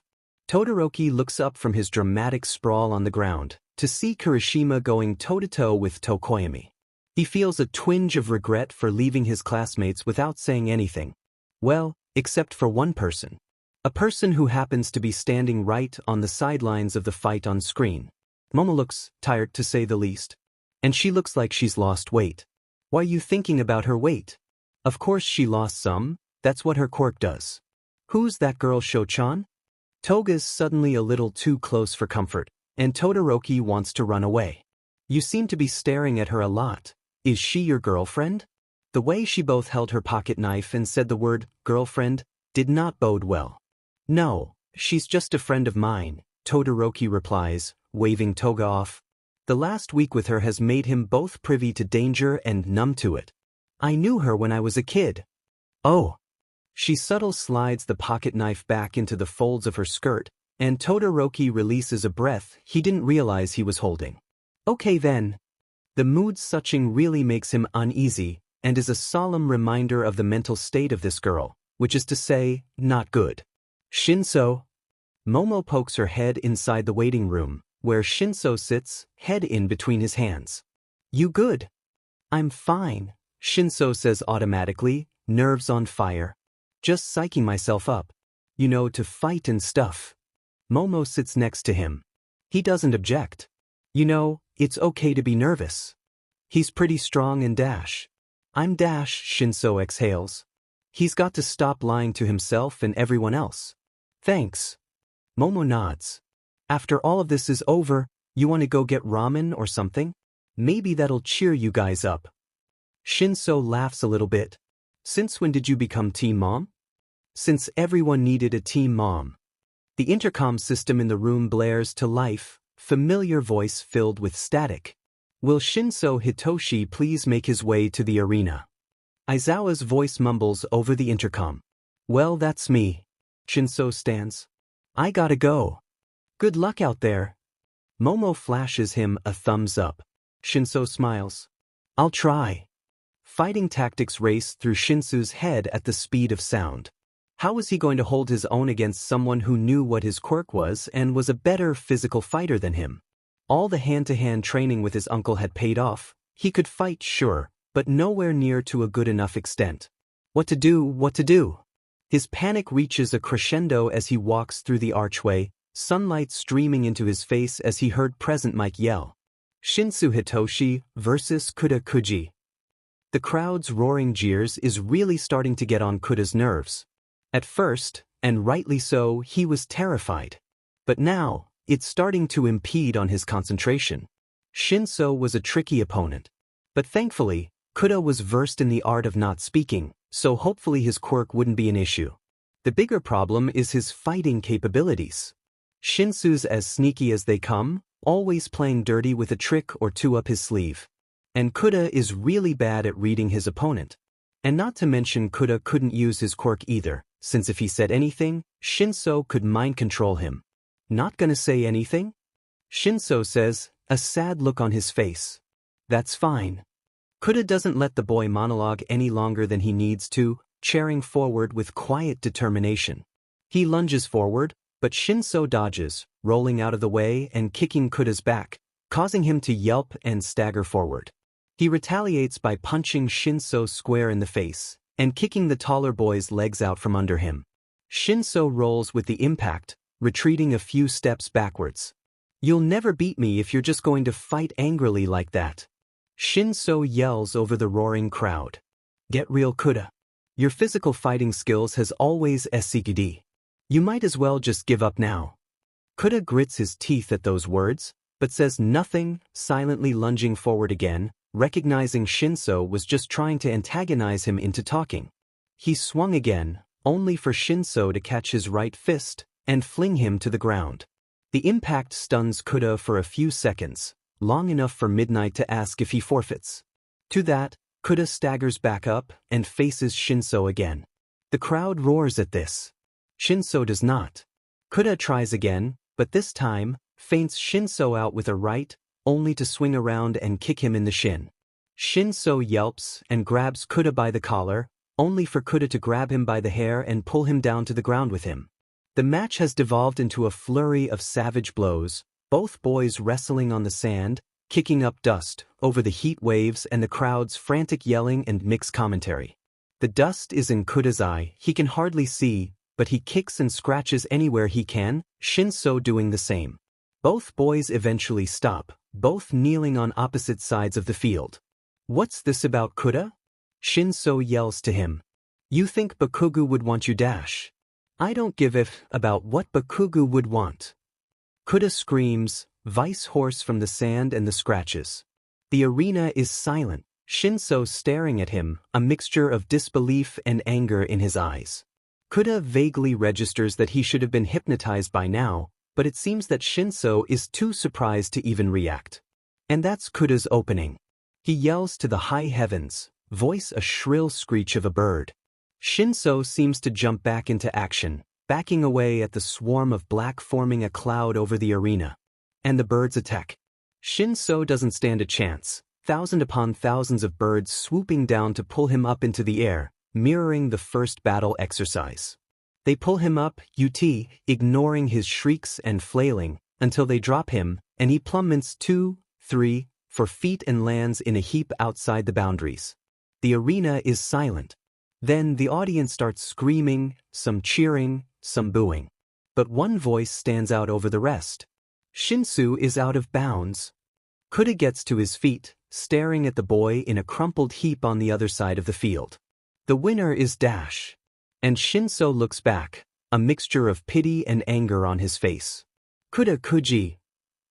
That was brutal. Toga cries out as they sit in the crowd in the plaza, all glued to the screen. Did you see that, Shochan? I saw that all right. But Todoroki's too busy staring at a familiar face, wrapped in a scarf, watching from the other side of the plaza. Stain, dressed in civilian clothes, would have been virtually unrecognizable, if not for the small scar beneath his eye that Todoroki has memorized that haunts his dreams. He looks vaguely amused at the match that had taken place before him. Be right back, Todoroki says, standing up from the picnic blanket they were sitting on, and walks over to Stain. Stain doesn't flinch when he sees him, but his eyes do narrow when he gets close. You again, he says, voice as cold as Todoroki's ice. What do you want? Just to say hi. Todoroki sits on the bench next to him, making no moves, muscles relaxed. Stain gives him a look. We've been looking for you. Stain chuckles at that. I know. He says bitterly, face a mixture of annoyance and amusement. You two won't leave me alone. We need your help. Stain finally turns to look at him, red eyes flared up. I don't have time to deal with your daddy issues, kid, so Dash. I didn't just run away because of my dad, Stain. Todoroki says, contempt leaking into his voice. I'm looking for the League of Villains. Neither side speaks for a few minutes. Finally, Stain opens his mouth. You want to join those vagabonds? He snorts. No, I want to take them down. Stain's brow crinkles in confusion. That's suicide. He says. You and a psychotic girl can't take on a countrywide organization on your own. No, but you can help us. Todoroki turns to face Stain for the first time, single blue eye narrowed in determination. You know how to avoid the cops and how to get around quickly. Not to mention you hate them almost as much as I do. Does the girl know about this? Toga? Not exactly. Todoroki twists his knuckles, nerves starting to betray him. But I know she'd go along with it if Dash. Stop. Stain holds up a hand. Just stop. I know. I don't want to get involved in whatever you're doing. He stands up and walks away, back turned. Sarah Kaizome. Stain stops. 16 on the day of the accident. He turns face one of uncontrolled fury. She was caught in the crossfire during a league standoff with the heroes. The hero X Factor was the first to strike, killing the person who was holding her hostage and her as well. How do you know that? Stain hisses, hand reaching into his pocket to pull out a knife, blade glinting in the sun. It's amazing what the detectives will tell when you're holding up a very sharp piece of ice to their necks. Todoroki strains his neck, looking the taller man in the eyes. The league took away one of my classmates as well, and I know just as well as you do that heroes only take out threats that show up on the surface, never tracking down the source. He backs up a step, giving himself some room in case the man lunges. That's why people like us exist. Because we see what's wrong with the system. But you're going after the wrong people. Stain's grip on his knife loosens. I promise, after this, you'll never have to talk to me again. Stain stares at him for 1 second. 2 seconds. How do I know that the crazy blonde won't stab me? I'll make sure she doesn't. Todoroki replies. Stain PPS a half smile, sliding the knife back into his pocket. I'm going to hold you to your promise, kid. He says. They shake on it. Kuda stands outside the boys' bathroom, fists clenching with nerves. He had been a JRK to Shinso. And he needs to apologize. But confrontation isn't his strong suit. And nowhere is it showing more than at this very moment, where he was instantly regretting every decision that led him to this point. Be brave. It's what? Kuda opens the door a crack, peering inside. Shinsu's washing his hands, fingers curling and uncurling. Under the steaming faucet. Kuda takes a deep breath. No backing out now. Kuda jumps a mile, banging his head on the door.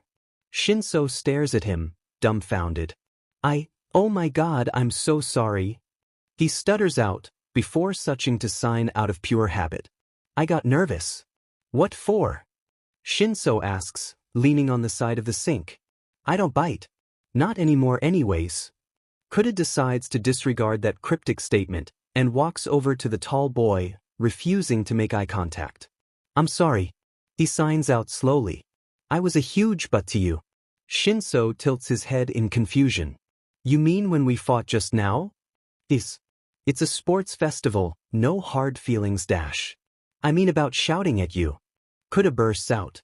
You know, when you were trying to give me advice. Well, I didn't realize that may have not been the best time, Shinso admits, rubbing the back of his head. I mean, adrenaline was running high, and also we were in front of a bajillion people. Kuda looks down at his shoes, the bright color contrasting the gloomy atmosphere of the dark bathroom. You don't have to apologize for feeling things, Shinso murmurs. I can tell you're bottling up a lot of stuff. I don't know what it is exactly, but it's not what I thought it was. He pauses to take a watery breath. You want to talk about it? He does. Quite a bit. But at the same time, the revelation would crush Shinso. He would never admit it, but he looked up to Bakugo a lot. Finding out what he did? Well, Kuda couldn't do that to him. Have you ever found out that someone you like isn't who you thought they were? Kuda mumbles. Shinso shakes his head, and Kuda plows on. Because I did recently and it SCKS and I just feel bad about it. Hands shaking, he reverts to sign. I don't want to talk about it, but I just figured I'd put that out there. Shinsu's silent after the rant for a few seconds. Okay. I'm not going to press you for details. He holds up a hand as a sign of surrender. But Kuda makes eye contact for the first time. Shinsu's face is blank, but his eyes are watery and red. If you ever need to talk, just call me or some sheet. The end of the sentence is a small mumble, and Kuda, bleeding heart that he is, gives Shinso a hug. He looks surprised at first, but then smiles. You know, no one's ever hugged me before except my parents. He mutters. Kuda breaks off, looking embarrassed. Sorry, he signed, I should have asked. It's cool. You get bragging rights. Shinso swivels on a heel, heading for the door. Come on. You're fighting Tokoyami soon, right? The duo leave, not realizing someone was in the stall the whole time. Kirishima has a pretty good idea of who Kuda was talking about. Okay, Stain lays out a crude map he's drawn of the league's base and the surrounding buildings.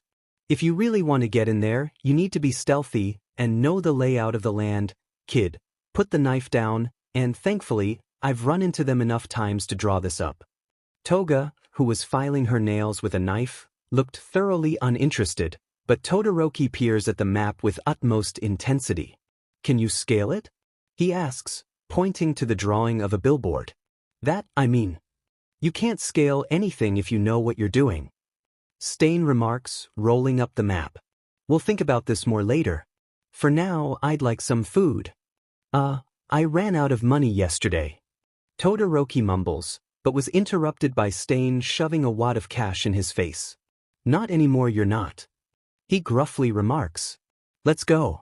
And tell Crazy over there to leave the knife. You heard him. Todoroki hisses. Toga pouts, but drops the knife anyways. She has another one in her pocket. Not that she'd tell anyone, of course. The cafe is a nice place to grab lunch. There's just one small problem. A certain, currently not flaming shitbag father is sitting right by the window, looking at his phone. Sitting across from him is another hero that Todoroki doesn't recognize, but the wings are familiar. Sheet. He hisses before scampering out the door, leaving a confused Stain and Toga behind. They never ended up getting their food. Todoroki stares at his phone in the dark alley, final texts with Momo in his mind as the news on the phone lights up his face, casting harsh shadows. Behind him, Toga and Stain are working on the break-in strategy. In the distance, he hears the sports festival blaring on a large screen in the middle of the plaza, sound carrying over the city. Why'd you run off? Stain grunts. Todoroki looks up. Who, me? From the cafe. He stops sharpening his blade and stands. You looked like you'd seen a ghost. My dad. He confesses. I dunno if you recognized him without the flames, but he was there. Oh. Stain goes back to sharpening his blade, the alley silent and awkward. That we're gonna need help. Both Stain and Todoroki turn to Toga, golden eyes narrowed at the map. I hate to say this, but we're probably not going to make it with just the three of us. Our team isn't balanced. Todoroki's brows narrowed at Toga's uncharacteristically serious tone. Yeah. But who could we call? Both Stain and Toga turn to look at his phone. What's the look for dash? And then it dawns on him that she'll never agree. You saw her in the sports festival, she'd be great for this. Toga exclaims, pouting her lips. Besides, you two are friends, right? Todoroki shuffles. Kinda. He mumbles. We knew each other as kids. Look, Stain says, slinging his duffel bag over his shoulder. I'm with the Canadian flag here. I don't think it's a great idea to get anyone else involved. Come on. I'm the only girl here, I'm lonely. Toga makes the saddest face she can manage. Please. Stain glares at her. No one said this was going to be a walk in the park, kid. Don't like it, leave. Okay. Both turn to look at Todoroki. Okay. They both exclaim. I'll see if I can reach her. Todoroki pulls a policeman's phone he stole out of his pocket. I can't make any promises though. Sho-chan. Toga gives him a giant hug, arms surprisingly strong for someone so skinny. Todoroki flinches. Thank you so much. Stain facepalms. What did Bakuga do? The thought swirls around Kirishima's mind as he sits in the waiting room, waiting for the next match. Kuda was definitely talking about him. But what could he have done to PSS Kuda off so much? Kuda is so nice, it takes a lot to make him mad. Kiri. Ojiro pokes his head into the waiting room. We're about to go on. Cool. Over the weeks leading up to the sports festival, Ojiro and Kirishima has formed a weird friendship, a quiet one of sorts. Ojiro didn't smother him like a lot of his other classmates, and he appreciated that. Ojiro got when he wanted to be alone, when he wanted to talk.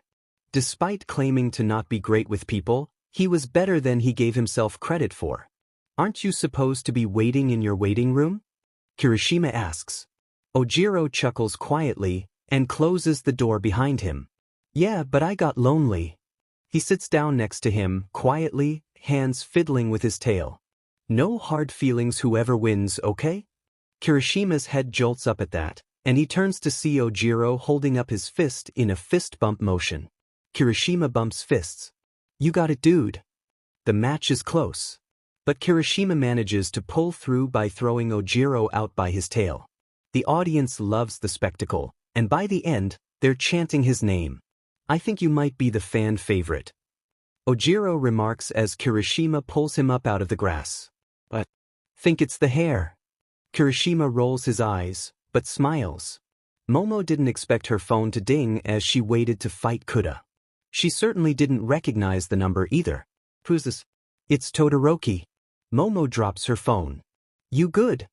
Jaira asks her, cute and concerned smile on her face. Not now, gay thoughts. Momo swallows and nods. Where are you? Everyone's been worried sick. Meet me at the Hosu Plaza. Momo blinks. Hosu Plaza? That's so far off. Like a 20-minute train ride. It's important. I'm about to have a match. Please, Momo. Momo blinks. I need your help. She sighs. And when the match begins, she simply walks off, and out of the arena. To the train station. Hosu Plaza is mostly empty. There are, of course, a few people laundering about, but many are inside, watching the festivities on their TVs. Momo is not one of those people. Across the plaza, she spies a shock of white hair, badly dyed and a bandaged face. Her mind flashed to a certain angry RPG character, but she shakes her head and tries to put that out of her mind. Hey! Todoroki waves to her, across the plaza. Momo esses in a breath through her teeth, fists clenching and unclenching. Slowly, she starts to walk towards him, breaking into a run. Todoroki awkwardly holding out his arms for a hug. Thwack! You JRK. Todoroki looks up from the ground, holding his red cheek where Momo had punched him. You just left. Without saying anything. I can explain. The boy replies, looking sheepish. Momo sticks her hands on her hips. You better. Because if you don't, I'm going to punch you again. Hey Dash. A figure emerges from the shadows, a tall, scraggly-looking man in a hoodie. Momo takes a step back, but Todoroki places a hand on her shoulder. It's okay. This is Kaizome. He's my friend. The man Kaizome sticks out his calloused hands for Momo to shake. She does, but tentatively. Why does he look so familiar? Anyways, says Kaizome, pulling away awkwardly. We didn't call you here for no reason. I figured. Momo replies. What is it? The League of Villains. Momo's heart turns to ice. What about them? They were apprehended, weren't they? The goons were. But the leaders were not. Momo esigues in a breath. I thought Dash. I know what you thought. I thought so too. Todoroki shoots back. But they're still out there. And they're going to hurt more people. They're going to do to others what they did to Bakugo and almost did to me. The name of her deceased classmate sends a jolt down her spine, almost as if someone was watching her. What does this have to do with me? She mumbles. We're going to stop them. Momo's eyes widen at that statement. Excuse me? You heard the kid. Kaizome shoots back. The League. We're not going to let them hurt anyone anymore. Momo looks from Todoroki to Kaizome, back to Todoroki. Why don't you let the police know about this? Surely they'd do a better job than you guys could, and then you could come home. Because Todoroki trails off, looking downcast. Because that's not the reason I ran. Momo arches a thin eyebrow. Then why? He doesn't answer, eyes still cast downward at his feet. My dad. He mumbles finally. What would your dad have to do with Dash? Then, it clicks into place. Oh God. That's how he got his burn scar? His father did that to him? Burned his face? Endeavor always seemed harsh on TV, but to do something like that? God, I'm sorry. Todoroki shrugs. Thanks, I guess. She turns to Kaizome.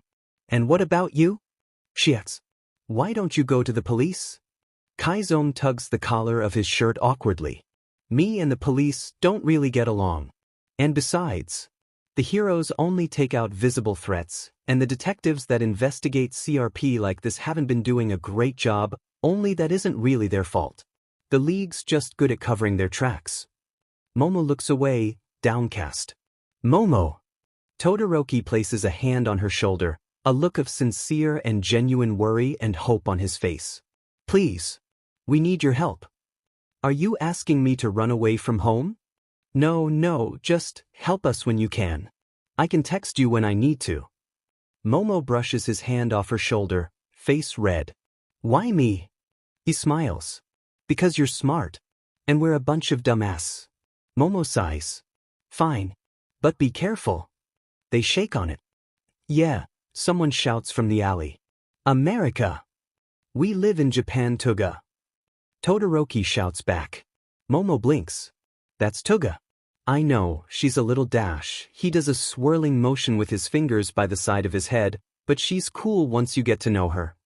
I'm sorry to say that I won't be completing this FIC. Truth is, I've lost all passion for it, and I don't want to continue a FIC that I don't even like, and that is hard to keep up with because of my busy schedule. To sum up what would have happened. After his match with Momo, Kuda talks to Ms. Bakugo to ask about the reason for Midoriya's death. She reveals that she knew, but also recognized how regretful her son was for it.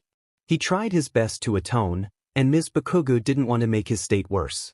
She also reveals that she and her husband are getting a divorce because of their son's death. Both feel responsible.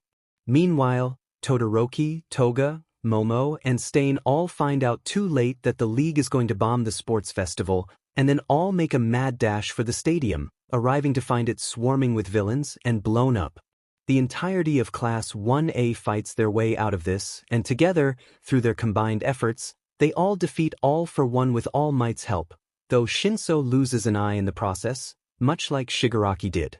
Stain, regretful for his jaded actions, sacrifices himself for Todoroki, but not before telling him that his power is his own, and that he was right. Revenge wasn't the answer. In the aftermath, Toga is taken to a mental institute, and most of 1A is admitted to the hospital to heal for a bit. It's there that Kuda reveals what he knew about Bakugo to Kirishima and Shinso, who both are shocked, but also recognize his growth and regretfulness. And as for Todoroki, he finally gets the help he needs, and Endeavor is arrested. The FIC ends with a time skip to a graduated Kuda, Kirishima, and Shinso sitting by Bakugo's grave on the 5th anniversary of his death, reflecting on the events that lead up to this. A certain kind of impact will be finished, however, as it only had one more chapter anyways.